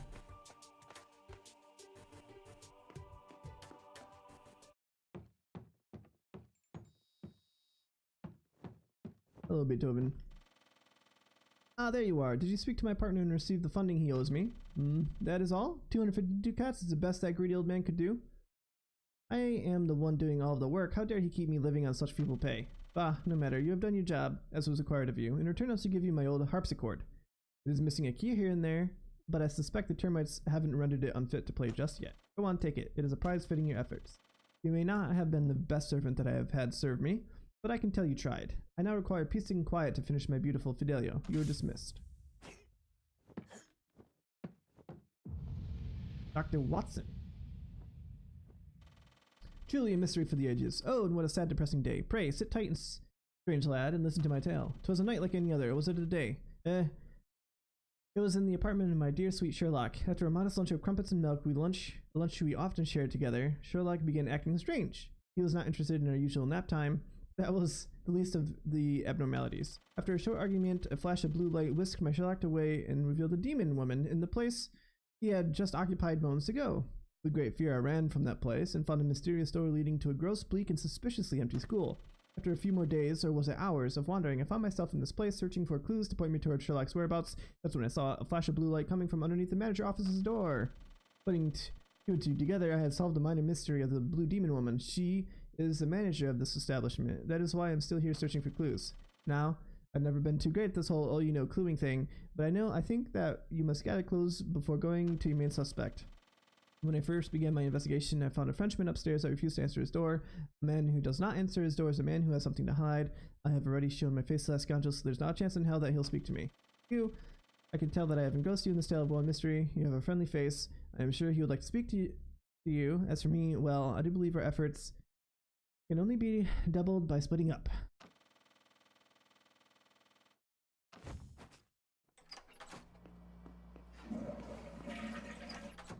Okay, so I see something up there.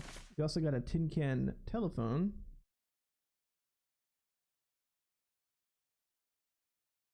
Doesn't work even a little bit. No, I'm interested to see. Okay. Navigating through the strange, depressing world of art led you to Beethoven's very own patron, Michelangelo di Lodovico Buonarroti Simoni. He was happy to help you by providing one of his paintings to sell, explaining his fervor for Beethoven's music as the reason behind his patronage. Tough choices were made, and bridges were irrevocably burned in your noble quest to sell the painting to the highest bidder, but you returned to your musical idol with his money in hand. Your reward, Beethoven's very own harpsichord. The sight of this instrument brought the memories flooding back. You had the heart of a princess to win. Well, we're gonna get sidetracked a little bit.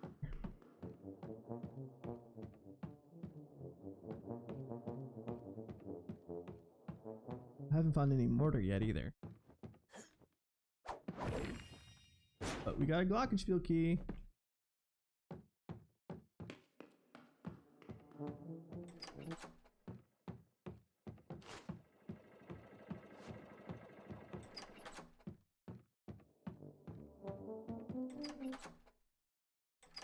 Almost. We're so close. Ah, stop pounding the door, you stupid moron. I told you I'm the— Oh, you aren't that confounded Englishman. It's only ever him or that tyrant of a manager we have here now. On top of their constant interruptions, I can't concentrate around here because of those blasted ghosts and the sousaphones. Whatever you want, it's going to have to wait until they're taken care of.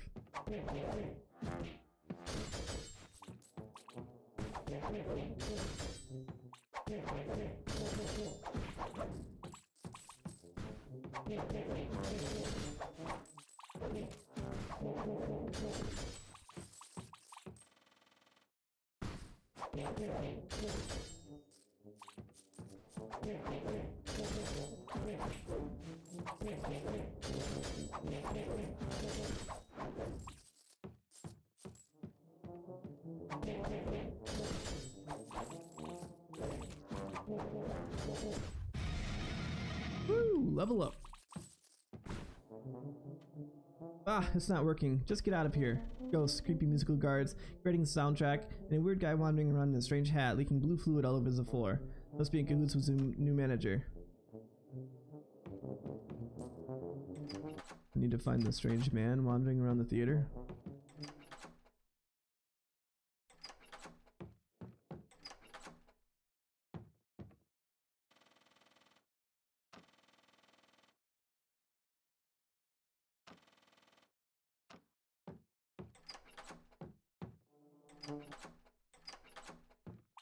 Okay.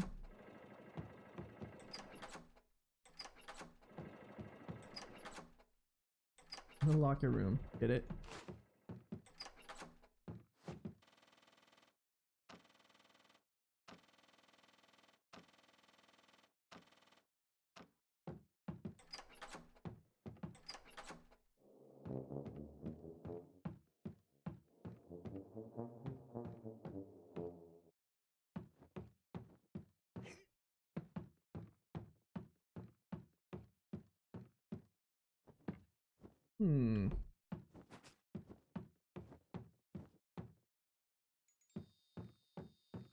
Haven't seen anybody yet. Oh, I see the blue footprints. Oh, Bob the construction guy.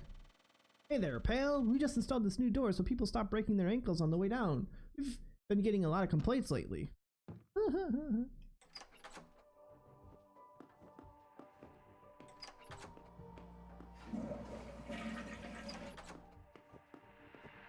Hey look, music teacher. Johnny, no more interruptions. Class, you might recognize this one. This is a popular piece by Handel, called Water Music. Cough, gag. George Friedrich Handel, late Baroque German composer. Moved to England. Popular works include Zadok the Priest and Messiah. Johnny, no. Don't get away.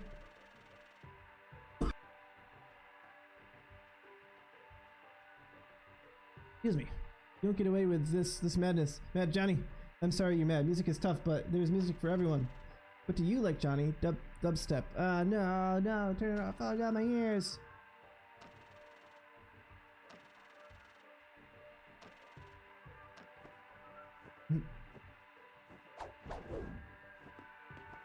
Alright, ladies and gentlemen, I think I've played this game enough for today.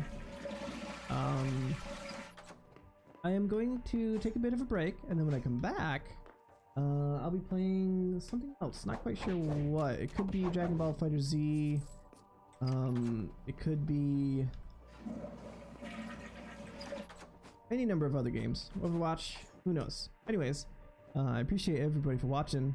I hope you enjoyed this game as much as I did because I found it really entertaining. And I will be playing it more tomorrow. So, yeah, I hope to see you all then. Take it easy, guys.